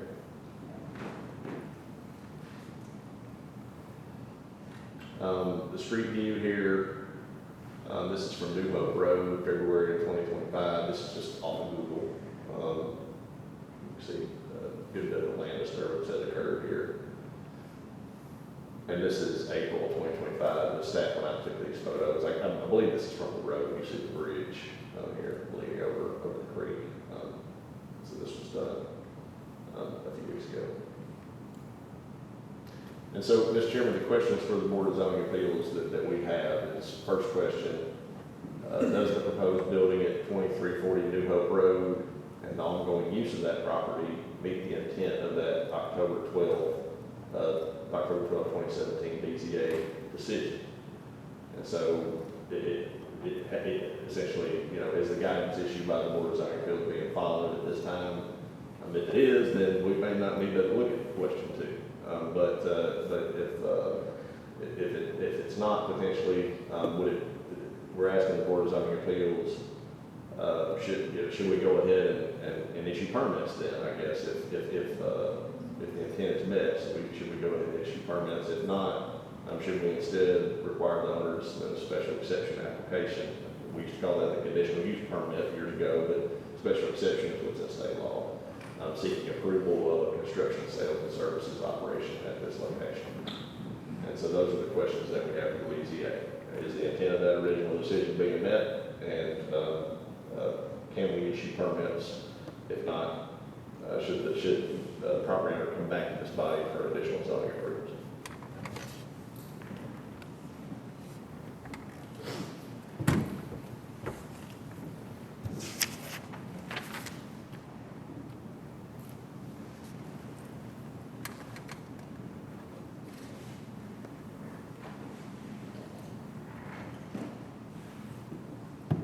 This is a public hearing. We have several people that have signed up to speak. Let me preface the speakers.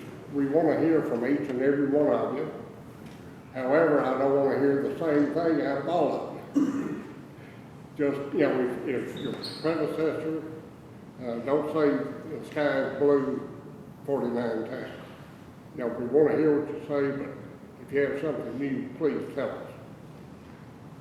The first, and I'll remind you that we'll try to hold speakers to 3 minutes.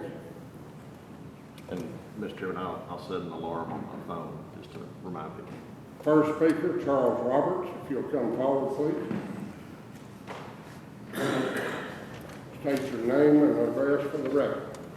Charles Roberts, 2328 New Hope Road, Hendersonville. Do you have anything to add to the presentation, Mr. Roberts? Yes. I have documentation for you guys to observe. I don't know if I made 5 copies for everybody.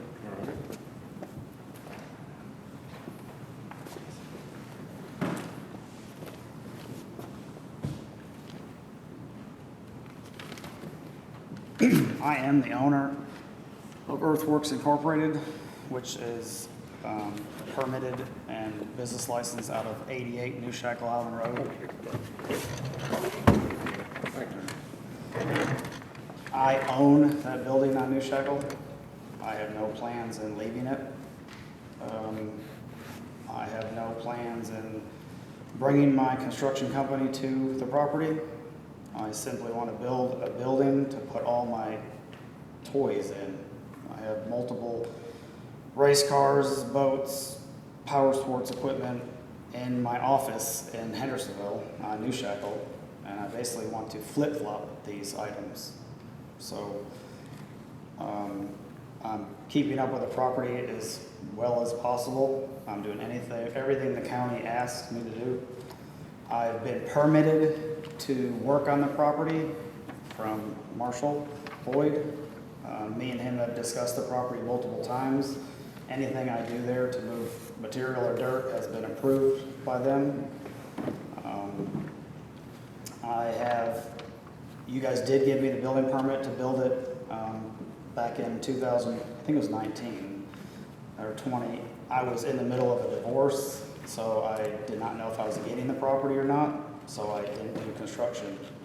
And so I was awarded the property, and then now I would like to build my storage building. I live on the property next to the property, which has a home on it that is in the floodplain also. And I actually have a flood elevation certificate that the building will go on. That's been approved by FEMA and everything. In all the documentation, I show pictures of all the stuff that will be in the building. The commercial equipment, there is some there. I did use the equipment to work on the property. I don't know why I'm scrutinized as to what I can or can't use to work on the property. And then it will eventually be, or it's sitting actually on New Shekel Island Road now at my office. On 88 New Shekel Island Road, right near Gallatin Road. I'm trying to use the property personally. That's all I'm trying to do. All right, thank you. Thanks. And if it's okay with the board, I would like to continue the public hearing to the end and reserve the right for the board to ask a request on it, if that's okay with anybody. Okay, the next person to speak, Richard Waltz. Want to come forward, please? State your name and address for the record. Richard Waltz, and I live at 1006 Carolyn Circle in Kendall Farm subdivision. Lived there for 30 years. And as a lot of my neighbors and I have, we watched this property go from a white spot in the creek to a building site for a home, which never happened, and now, as Mr. Roberts has it, a place where a lot of construction equipment and stuff is stored and comes and goes. I can attest, I won't speak for my neighbors because they'll do their own, this place has been a nuisance ever since he's owned it. It's noisy, it's dirty, there's traffic coming and going there all the time.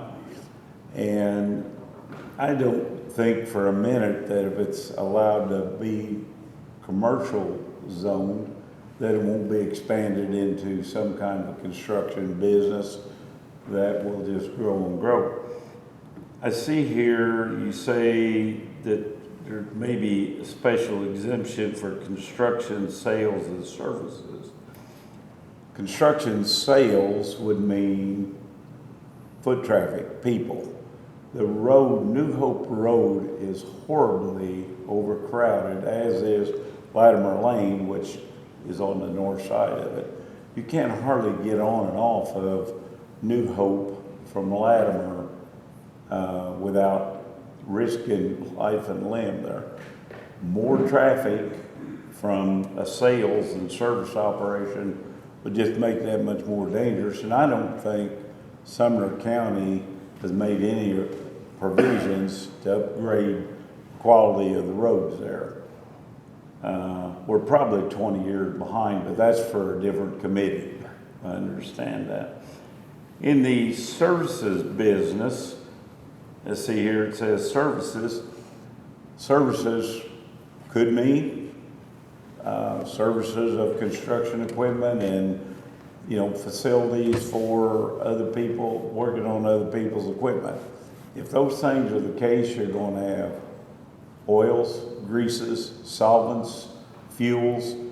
You're going to have all kinds of opportunities for spills on the creek bank. This business or this facility is right on a creek bank that has been developed and expanded. And I don't know if there's been any kind of environmental impact studies done on this or not. But it's a high-risk area. In 2010, the creek was all over these areas out in here. It's a high-risk area.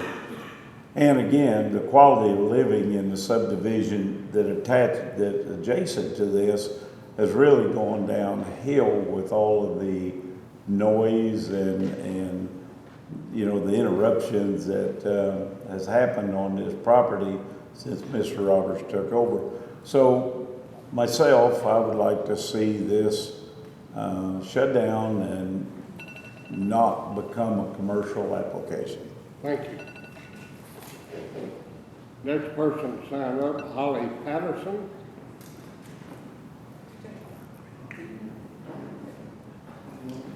She's gonna let Jay Edgar go with her place. They're gonna swap places since he has to leave. He has to leave. Is that okay, Mr. Chairman? I can't hear you from back there. If you're gonna speak. They're trying not to repeat things, so we have it lined up. So Jay, he has to leave, so I was gonna let him take my place. Is that Let's go to okay? the next person. All right.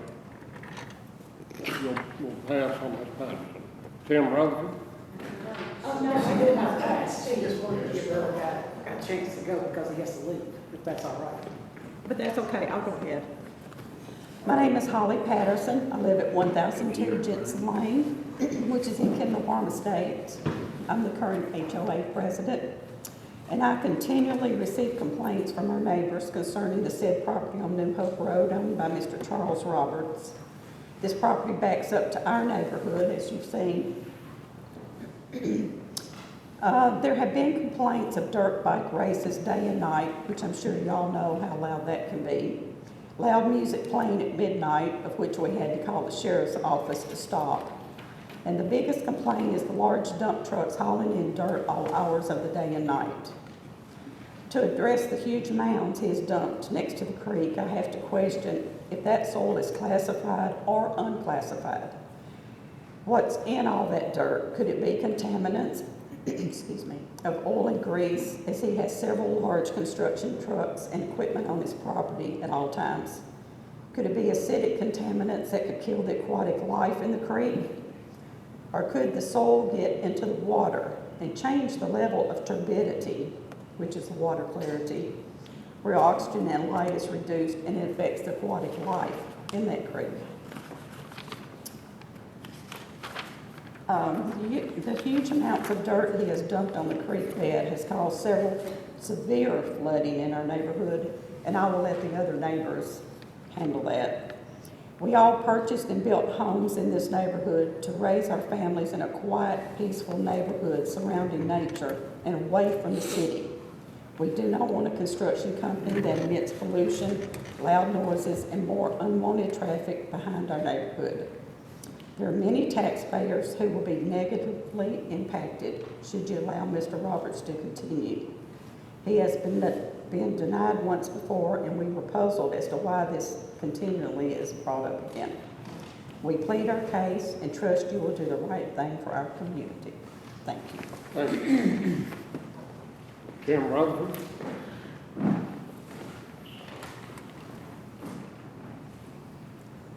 Hello, my name's Tim Rutherford. I live at 2351 New Hope Road, which is straight across the street from him. I own 5 tracts of land in the Savely Woods subdivision, and that's what it is. It's a subdivision that Mr. Roberts bought this property in. When I went to close on all 5 of those tracts of land, which totals 33 acres, in the Savely Woods farm, I had a restriction sheet given to me that said, hey, these are the restrictions in this subdivision. And I know that Mr. Roberts is aware of those restrictions, as well as this board when we came to you guys back in 2017. I've been at this place since 2017, and I've had to go through this. This is the 3rd time now with the board. So my first question is, would you guys allow a construction company to go into, say, Bluegrass or Somerset Downs or into Laurel Park or any of those other subdivisions? I don't think you would. So why would you allow this to happen into Savely Woods Farm subdivision with restrictions, covenants, and bring our property values down? And Mr. Roberts said that he's wanting to bring all these toys there, and you hear all these neighbors. He's in the middle of 2 different subdivisions, Kendall Woods and Savely Woods. So if he's going to bring race cars over, It means he's gonna be working on engines. He's gonna be starting those engines up all night long or whenever he wants to work on them, during the days when people have to go to work or whatever. So why would we allow that in a subdivision? It doesn't make sense to me. The second question is, who did the engineering analysis of Mr. Rogers' property to allow him to build a big wall of dirt? It's 10 feet high and it runs about 100 feet across. That affects the floodplain. It affects the runoff. It affects everything. That's why people in Kendall Farms is being flooded, is because he's backed everything up. And now, if we have the flood waters that came in 2010, it's going to back up to my house. So it's going to come across the road into my property, which is going to flood my house. So the engineers that allowed this, if he says he has engineering approval and FEMA approval, I would like to see those, because I doubt that he has it. He's continually broke what the board has done. Back in 2017, they told him that he couldn't do anything. But he's continually to pile up stuff. I've called and asked, why is he allowed to bring all this dirt in? Well, the engineers approved it. What engineers? I want to see the impact studies. I want to see the engineer stuff. We don't have any access to any of that stuff. He's just doing all this stuff against your all's 2017 ruling. And what makes you think when he gets a construction permit to put a construction piece of property there, he says he's going to store toys there now, but he's continually broke everything that you guys have said before. Thank you. So what's going to stop him from doing it?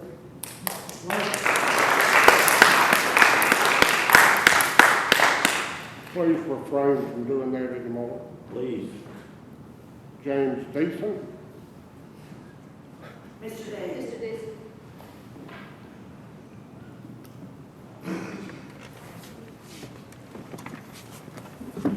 State your name, Mr. Deason. How you doing? Fine. If he wasn't allowed to put his equipment, State your name for me, for the record. Your name. Your name. Your name. Your name. Just state your name. Your name. James Deason, Deason, Thank you. 1046 Kendall Farms Drive. Now, go ahead. If he wasn't allowed to put his construction equipment there in 2017, why is he allowed to do it now? Let me tell you what was there this morning at 9 o'clock. It was 4 trailers, covered trailers. I'd say 12 or 14 foot long. 2 16-foot utility trailers, 1 bulldozer, 2, I'd say 40-foot trailers. I'm not sure. Well, can't say this, how long they were.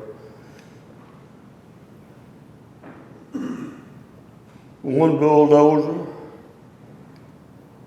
and a backhoe.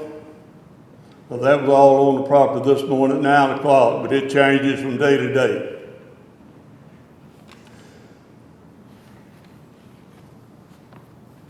And this is the email from Mr. Suddeth, April the 15th, 2021.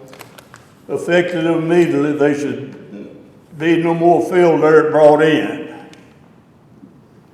I tried to get in touch with him 2 or 3 months ago and I never could get him. He never did see to call me back. He has added at least 15 to 20 more foot width on his pad behind Ms. Grissom's house, what he's already flooding. Have you seen the ditch he's dug down there? Yes, sir. Huh? Yes, sir. He's running water out of the creek instead of the creek. And when it gets full, it's running over on me. April and May of last year, it got in both of my barns. I got 2 barns, 100 foot, 100 yards from my house. And it was running in both of them barns. When it overflows his ditch, it runs all into my land. Down in the lower end of my property, I'd say there was 5 acres covered up down there. The water that was running out of his ditch couldn't be back in the creek. And I'd say it looked like a 5-acre pond down in there. And he's already flooding, and when he puts 10,000 foot high building down there, what's it gonna do?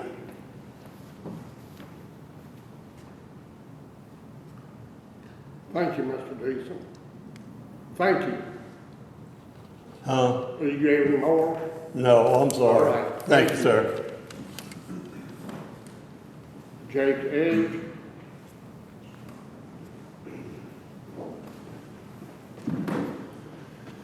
My name is Jake Edgar. I live at 1040 Kendall Farms. I've been there for about 10 years. I appreciate y'all taking this time. I'll make it quick because a lot of things that y'all are hearing are going to be repetitive. You know, I've actually spoke with Charlie 4 times, and it's always been, I'm just going to build a barn dominium and a house. I'm going to build a barn dominium and a house. Since then, our whole subdivision's here. We got farmers that are losing crops and cattle from the digging. You know, this gentleman here said that it was denied in, I think, 2017. I counted one day 37 dump trucks come in on that property, dumping and filling. And I didn't realize that till you presented that, which was very good. I didn't realize he had been denied. The whole time he had told me he'd been doing it. I've always thought Charlie was pretty nice. You know, one of my best friends died, and Charlie had told me and him that he was just going to build a house there. Since then, it's been anything but dump trucks in or out. But I want to give you an example real quick. I got 18 years as a paramedic fireman. Just recently, right there at Latimer and Long Hollow, we had a low boy get hemmed up right there at the intersection. You know how long it took him to get it clear? 3.5 hours. You know why? They couldn't get a tow truck out there, and THP is the only one that can work wrecks on a state road at New Hope Road. So you're talking about having commercial equipment brought in. Does anybody here know how a low boy works? Truck pulls up, you got to disconnect from the trailer, get the equipment off. You got to do it on the street. A lot of times you can't spin them around, and they're not going to go over that bridge because it's a huge EPA risk. Once you get the equipment off, you got to back the trailer back up, hook back to the trailer, and then go. It takes about 25 minutes to somebody that knows what they're doing on an 18-wheeler. I mean, as y'all have heard from many, many people, I'm not going to go into the details. We've got a huge traffic problem. And this is the last thing I ask y'all. If this was your home, you've been there 10, 20, 30, 40, 50 years, would you want something like this going in behind your home when you'd already been told don't do something and you continually do it? I'm all for the man building his home there. But we've been listening to dump trucks day in and day out for about 6 or 7 years, being told they're getting permits, all the while y'all are telling us that we're not. We appreciate what y'all do. I just ask y'all to take that into consideration because this is something that I am not for at all. Thank you so much, Mr. Chairman, for allowing me to talk. Thank you. George.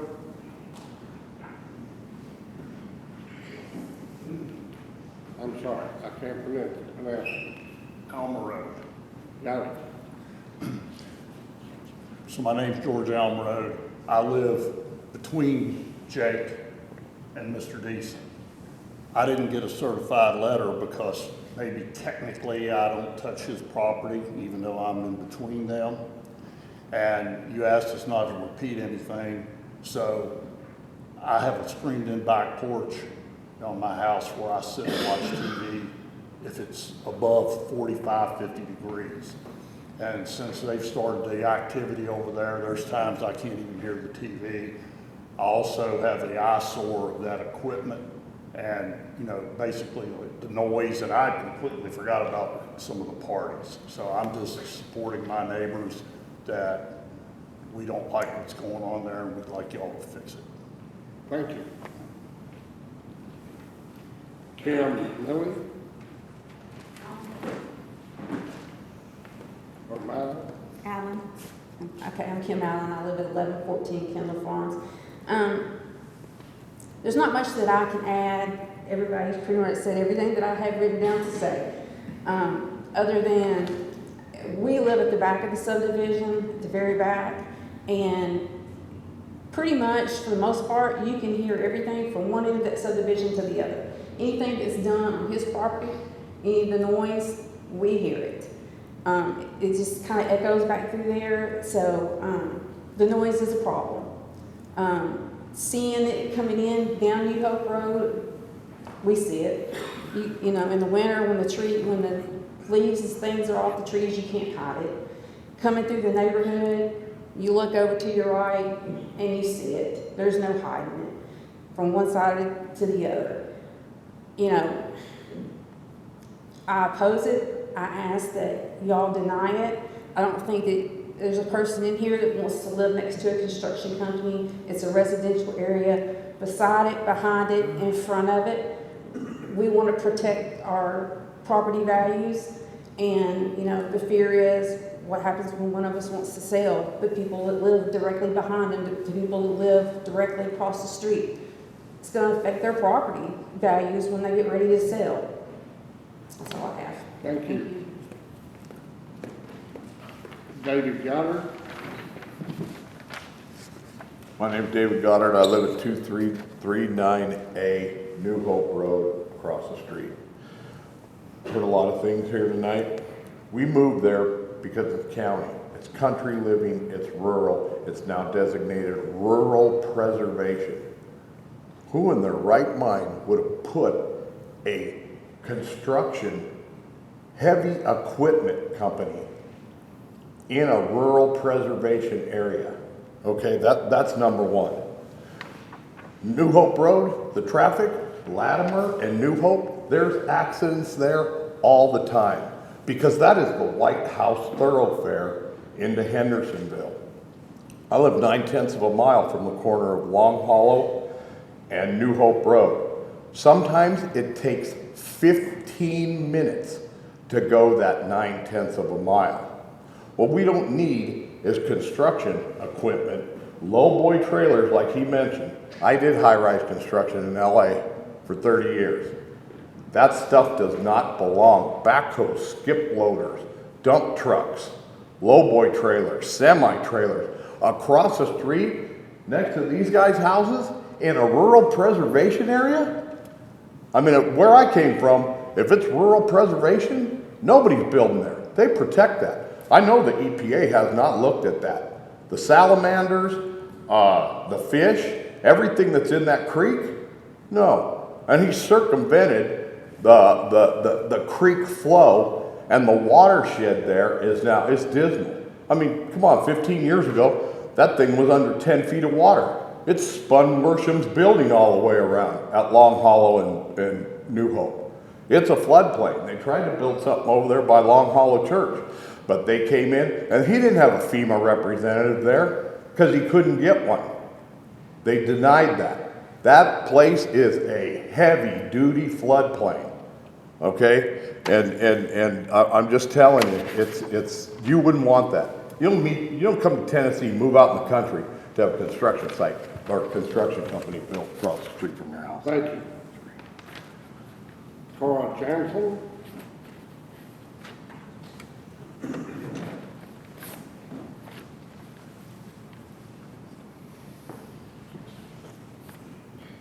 My name is Cora Jansen. I live at 3112 Tyree Springs Road. I've been here before several times about rural residents, and I do have a concern about that. The other thing I want to bring to your attention, I don't know if anyone has ever checked the property deed and the deed restrictions on those properties.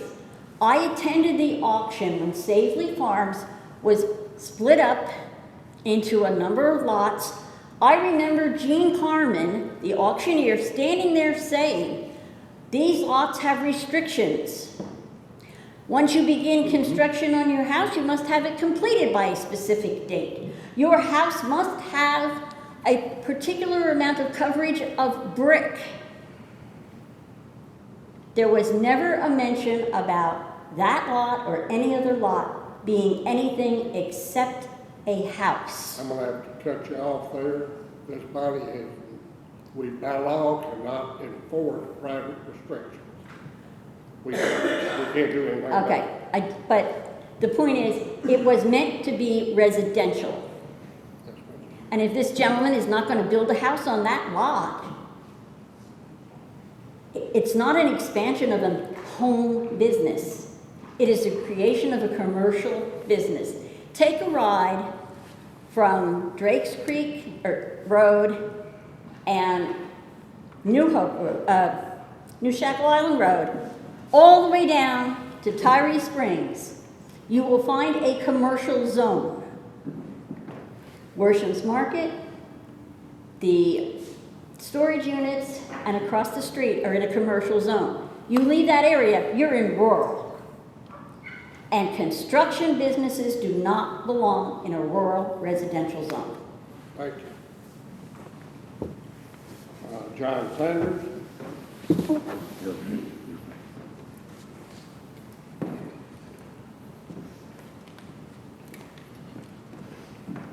John Sanders, I live at 1036 Kendall Farms Drive. I back up right to the property.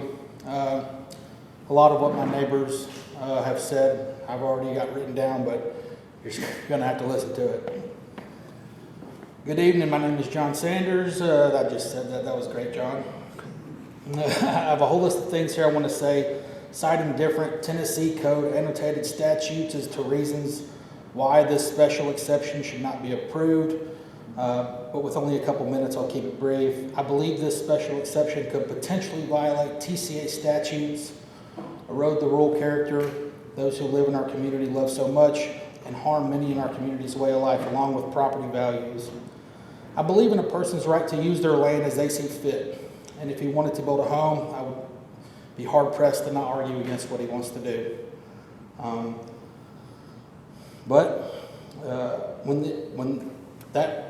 What he's trying to do sacrifices the well-being of neighbors and the soul of the community, I would argue that, and that's why I'm here today. We choose this area for its peace, its open fields, its unspoiled beauty, not for commercial noise and traffic. Property rights should be limited where harm to others begins. And this proposal crosses the line with environmental risk and disruptions we cannot accept. Commercial zones exist for such reasons. Deny this exception to uphold the law and protect the rural heart of our home. I ask you, would you want to live next door to a construction company and all that comes with it? If approved, we stand united, ready to appeal as Tennessee law allows. Together, let's preserve the legacy of our land and for our families and future generations. Thank you for standing with us to defend our community's future. Thanks, sir. That is all that have signed up to speak. Is there anyone else that can add something to what we have not heard? Come forward, state your name. I don't want to hear the same thing every time. It won't be. Come forward, state your name, please. I'm Preston Wall. I grew up down the road and used to ride four-wheelers through there my whole life until I live in Bethpage now. I remember when people just dumped tires and mattresses there on the side of the creek, and it was a rough piece of ground. Kendall Farms is there. I went to school with all those kids. There is no noise ordinance in the county. That's why we moved there. You can raise cane, do whatever you want, burn fires. It was for sale when Charlie bought it. Anybody else could have bought it. It didn't. Everything flooded in 2010. I had to rescue my dad 6 miles from his house through the woods. There's a creek behind that dirt, a ditch. It drains well. The actual creek is protected. Plenty of vegetation. It was agriculture. Charlie had horses there.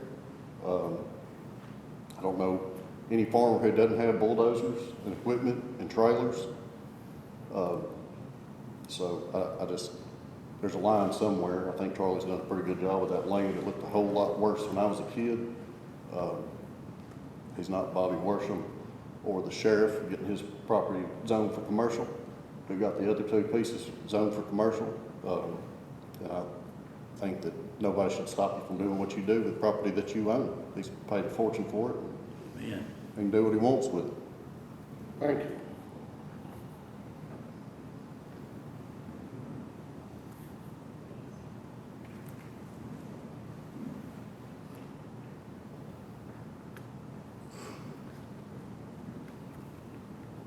Obviously, he's been doing quite a bit of it, and it hadn't stopped anybody or caused any wrecks yet. Thanks, sir. I saw one other hand. Ma'am?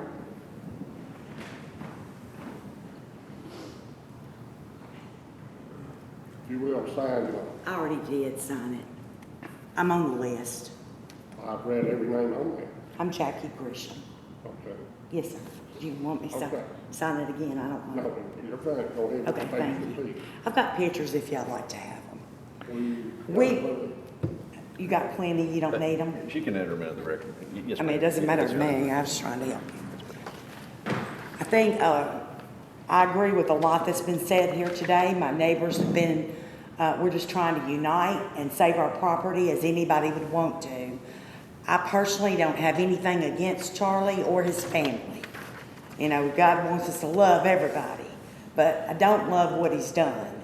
And this has been going on since before my husband passed away. My husband had met with some of the other neighbors, and they went and talked to the last mayor. So this has been going on at least since 2015. And now my biggest question is, how come he was allowed to build a dirt wall? I can't even tell you how high it is. All the way around his property. And it creates flooding on us, on ours. And that's my biggest problem here today, is because of what he's done. We've got problems now. And, I mean, what do? What are you supposed to do? You just come to the county and you say, please stop this. No matter what you tried to stop, you didn't stop it. Because it's going on midnight. You know, I have a hard time sleeping. And I hear it. And the thing about our neighborhood, somebody's already talked to you about that. But like in our neighborhood, we can hear the football games at Hunter. Because it does echo off the back of our neighborhood. But we just can't have a construction company. Please, I'm asking you. thank you. Yes, sir. Thank you for letting me talk. Anyone else that would care to speak that we haven't heard? Yes, sir.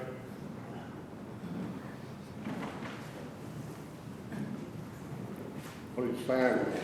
My name's Roger Smith. I live next to him. It's actually my wife's grandfather's land that was sold back when all the debacle happened. My only concern for all of us, including Charles, is when that bridge was erected. I know this land like the back of my hand. When that bridge was erected, I don't think he did it. I'm not sure who it was that built the bridge. I'm concerned for that bridge, especially with the heavy equipment going over. I don't know if he had it certified.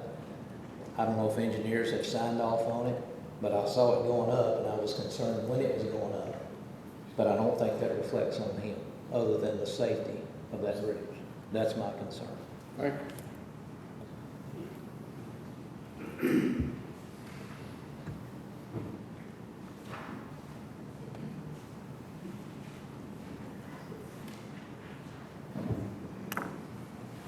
Okay, sir, the last one. You wanted to speak? All right.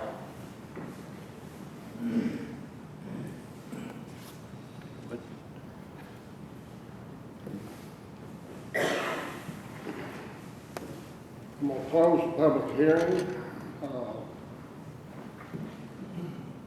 Open for debate and discussion.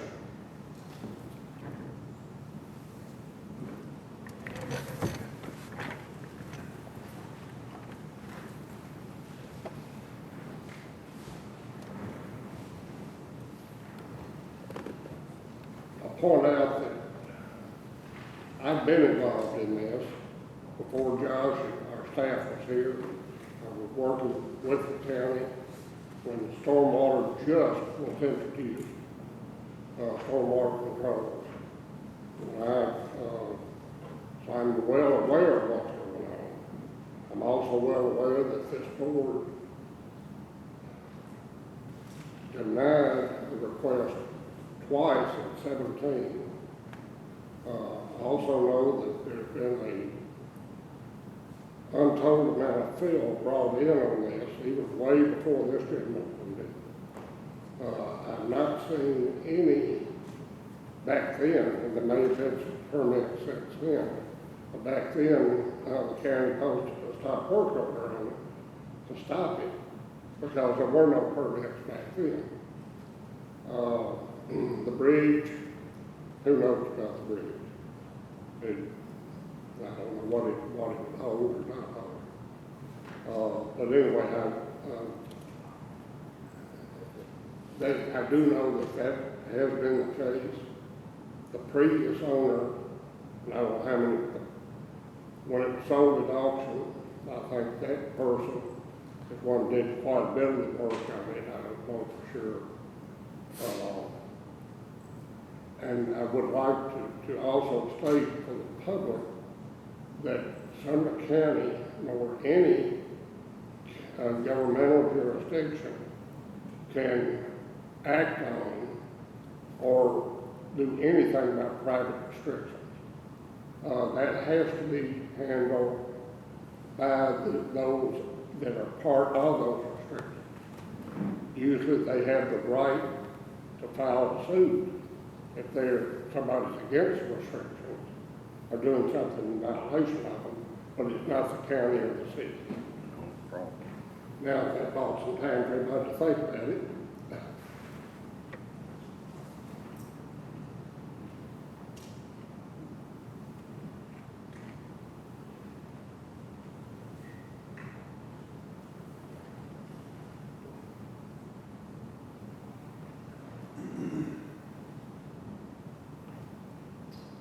One gentleman who spoke in support of Mr. Roberts was talking about dozers on farms, and I understand that. I have a dozer on my place, but it's just for my use. I'm not running it all the time. I'm not hauling it in and out. Just looking at the satellite photos we saw, it looks like it's not in compliance with the 2017 decision. We don't know that he's not going to put all the equipment in the phone. I would not want all that commotion going on behind me. It's just not big.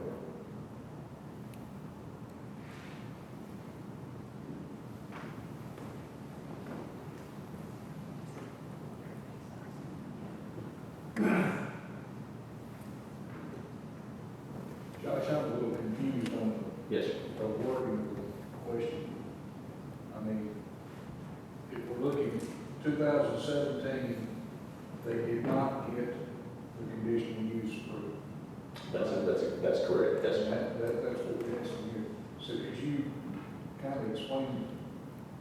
Yes, sir. So what we're asking is, so there's an application that was denied. And so the first question for you guys, if y'all wanted to break these up and answer these separately, and get us a consensus on these. So question number one is what's going on now in compliance with the BZA's order at that time? Let's deal with that question now and separate it, try to answer the question. I think it's a very valid point that the staff made. We've all read the minutes. And we've seen the aerial photographs, and we've seen all the documentation. Is what is going on now in keeping with the Board of Zoning Appeals actions of 2017. Do you want motions?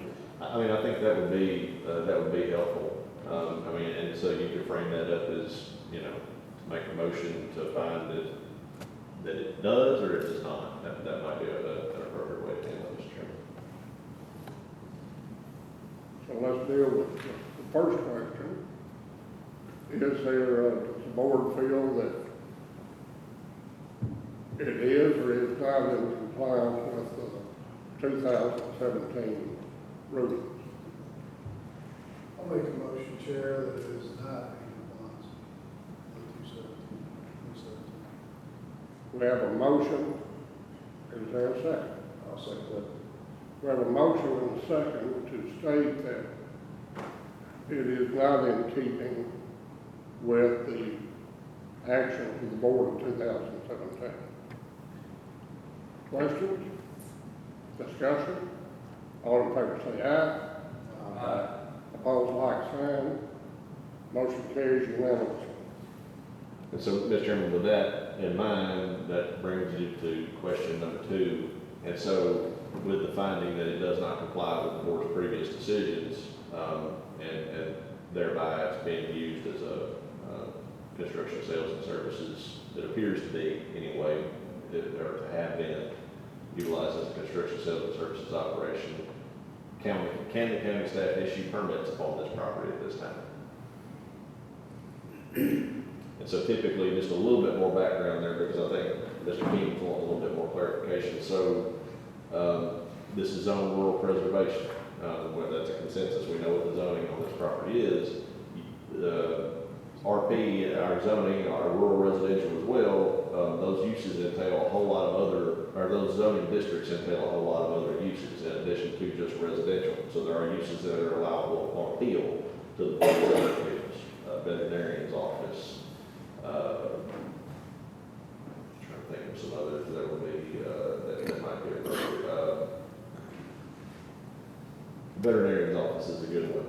Another one is the one that I'm talking about now, construction sales and services. So construction sales and services are allowable in the rural residential and the rural preservation zone, because they're a necessary service out in the rural parts of the county. People operate plumbing companies and have a contractor can be on mechanical or whatever. So those uses are allowed on appeal, but the staff can't approve those uses. Those uses have to go to the Board of Zoning Appeals to be approved, to get a conditional use permit, special exception, we also call them, to conduct that use. And so if the use is construction board, or is construction sales and services, in general, that would mean we can't issue a building permit without a zoning approval from the county BZA. Does that make sense? I feel like you're talking in circles. Yes, it makes sense. Discussion on that. And so if we can, then that would be a little unusual, but in that circumstance. But if we cannot, then what probably what we have up there is the question is, shall we, instead of issuing that building permit, require a special exception application seeking approval of a construction sales and services operation? Once that's approved, that's when we'll be able to issue the building permit.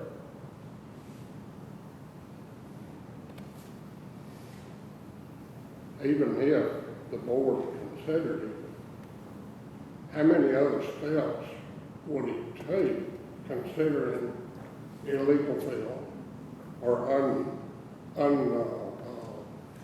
permitted fill, dealing with flood area?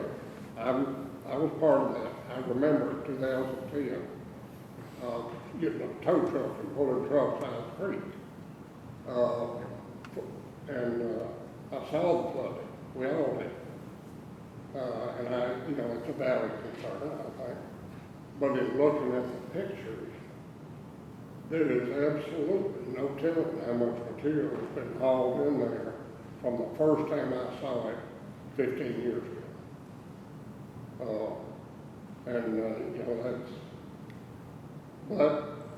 That's part of what our deliberation will be. Is that valid? Is it not valid? Is it a concern? Is construction traffic coming in and out of that driveway across a bridge of unknown weight limits, private bridge, even though that on to New Hope Road? Oh, good grief, I agree. You can't pull out there safely.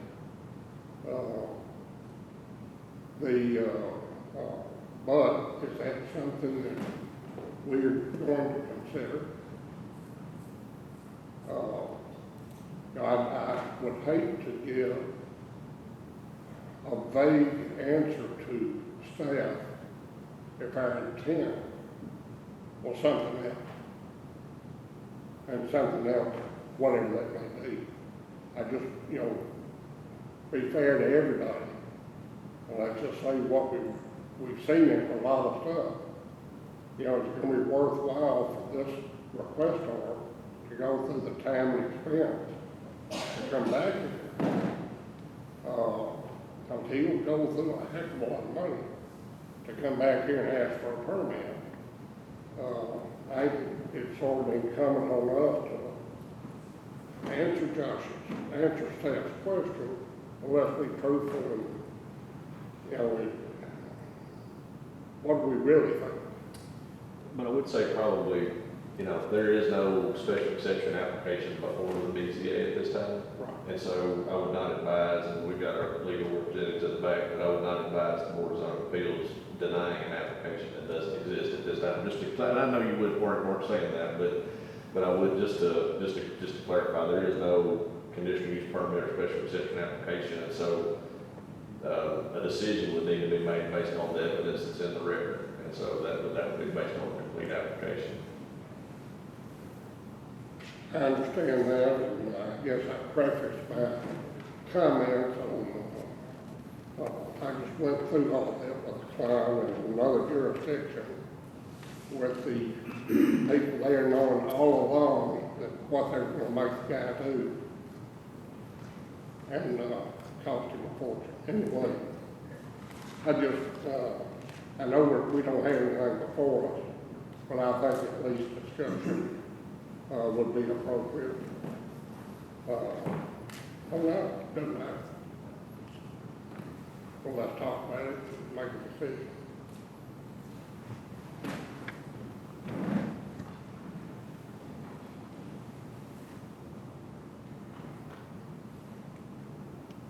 I don't see how a previous permit could be honored. No. And so, I mean, it is in the record that there was a permit that was issued upon this property. It was, Mr. Roberts said it was applied for in 2019 and 2020. And so there was a permit, but it is lapsed. That permit was granted under a different zoning code, I believe, entirely. We did a comprehensive update in 2020. And so all the zoning rules have changed since then, and it's totally lapsed. And so since it's lapsed, it doesn't have any effect anymore. I have a question. If all of the properties were, he said he lives next door to this. If all of his ownership was combined into one ownership, one tract of land, would that have any bearing on the proceedings here? No. I don't think it would. And you may be referring to some agricultural exemptions and that kind of thing. There are some very, very broad exemptions for agricultural activities. Typically, the state, they're all over the place when it comes to that. But 15 acres is like this rule that they hold out in some circumstances for agricultural. But this is not an agricultural activity. And so it doesn't matter if you're on 100 acres or 1.5 acres, our zoning will apply. What's the will of the board?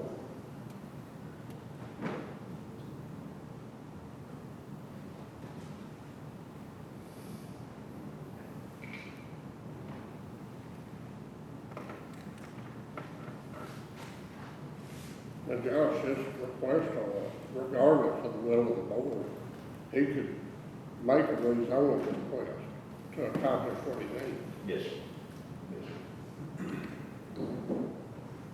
So Josh, I have a question regarding clarification for staff. Since we had that answer on the first question, does the staff still need an answer on the next question? I guess I'm trying to understand. Well, I mean, I think yes. And so, the BZA has found that the previous decision has not been met. But that previous decision didn't involve construction of a building. It just involved storing equipment on the property. And so, the building wasn't part of that application at all. And so essentially, drilling down, what we're asking, I think, in question 2 as well is, what is the use of this property? Is it a construction, sales, and services activity? That's obviously something the Board of Zoning Appeals can make a finding on. And so, is this a residential? If you have a typical 6 or 7 or 8 or whatever acre parcel in the county, and you want to build a pole barn on it, you can get a permit to build a pole barn. Yeah, for your personal equipment. And so, but if you're going to use it for a construction, sales, and services activity, you have to go to the Board of Zoning Appeals first in order to do it.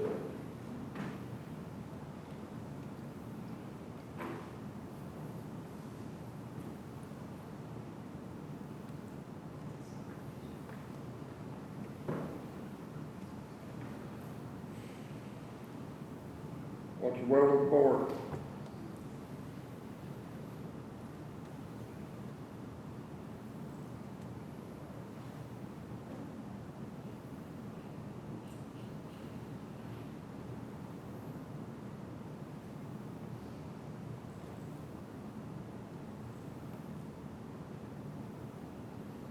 Need a motion?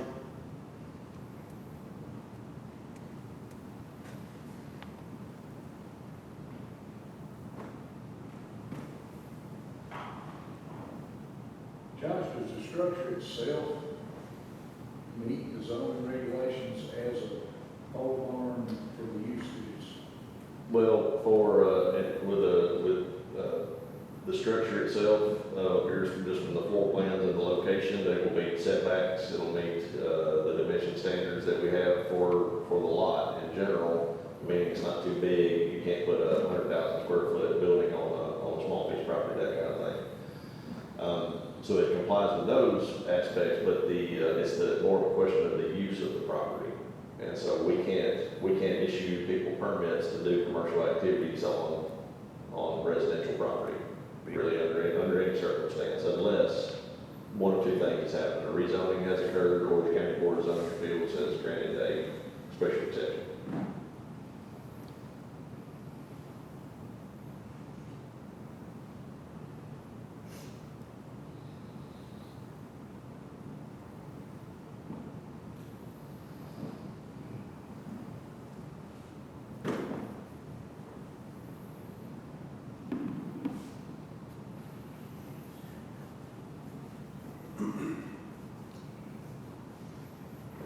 With what we're seeing in the satellite photos, looks to me like it's out of compliance with the intent of the board in 2017.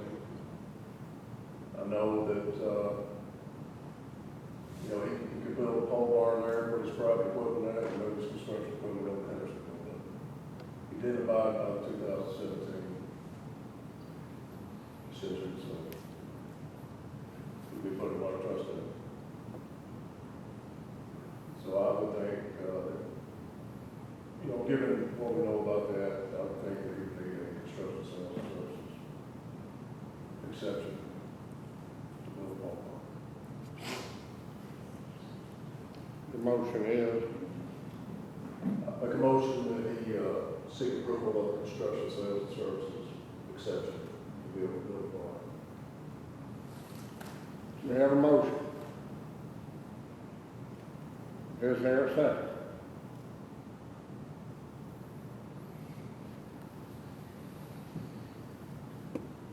Is there a second?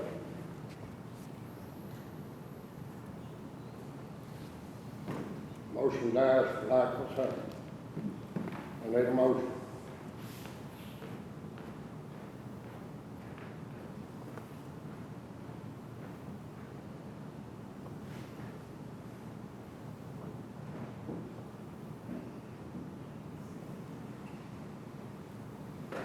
Bear in mind, this is a motion to give instruction to the county staff. An answer to their question.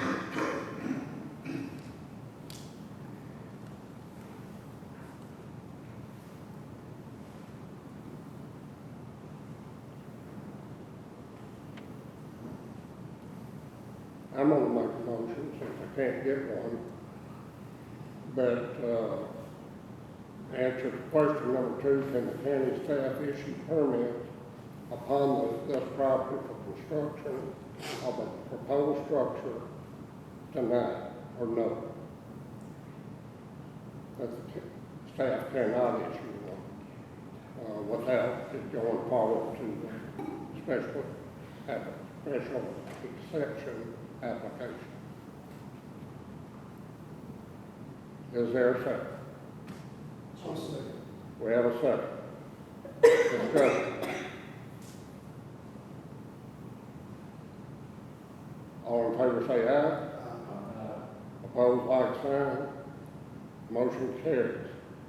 So Josh, if they won't do anything, they have to come back through y'all for special exception. Back to this body. Yeah. Understood. Mr. Raines, we Anything else to come before? No, sir. I need a motion. Motion to adjourn. There a motion and a second to adjourn. All in favor say aye. Motion carried. We are adjourned.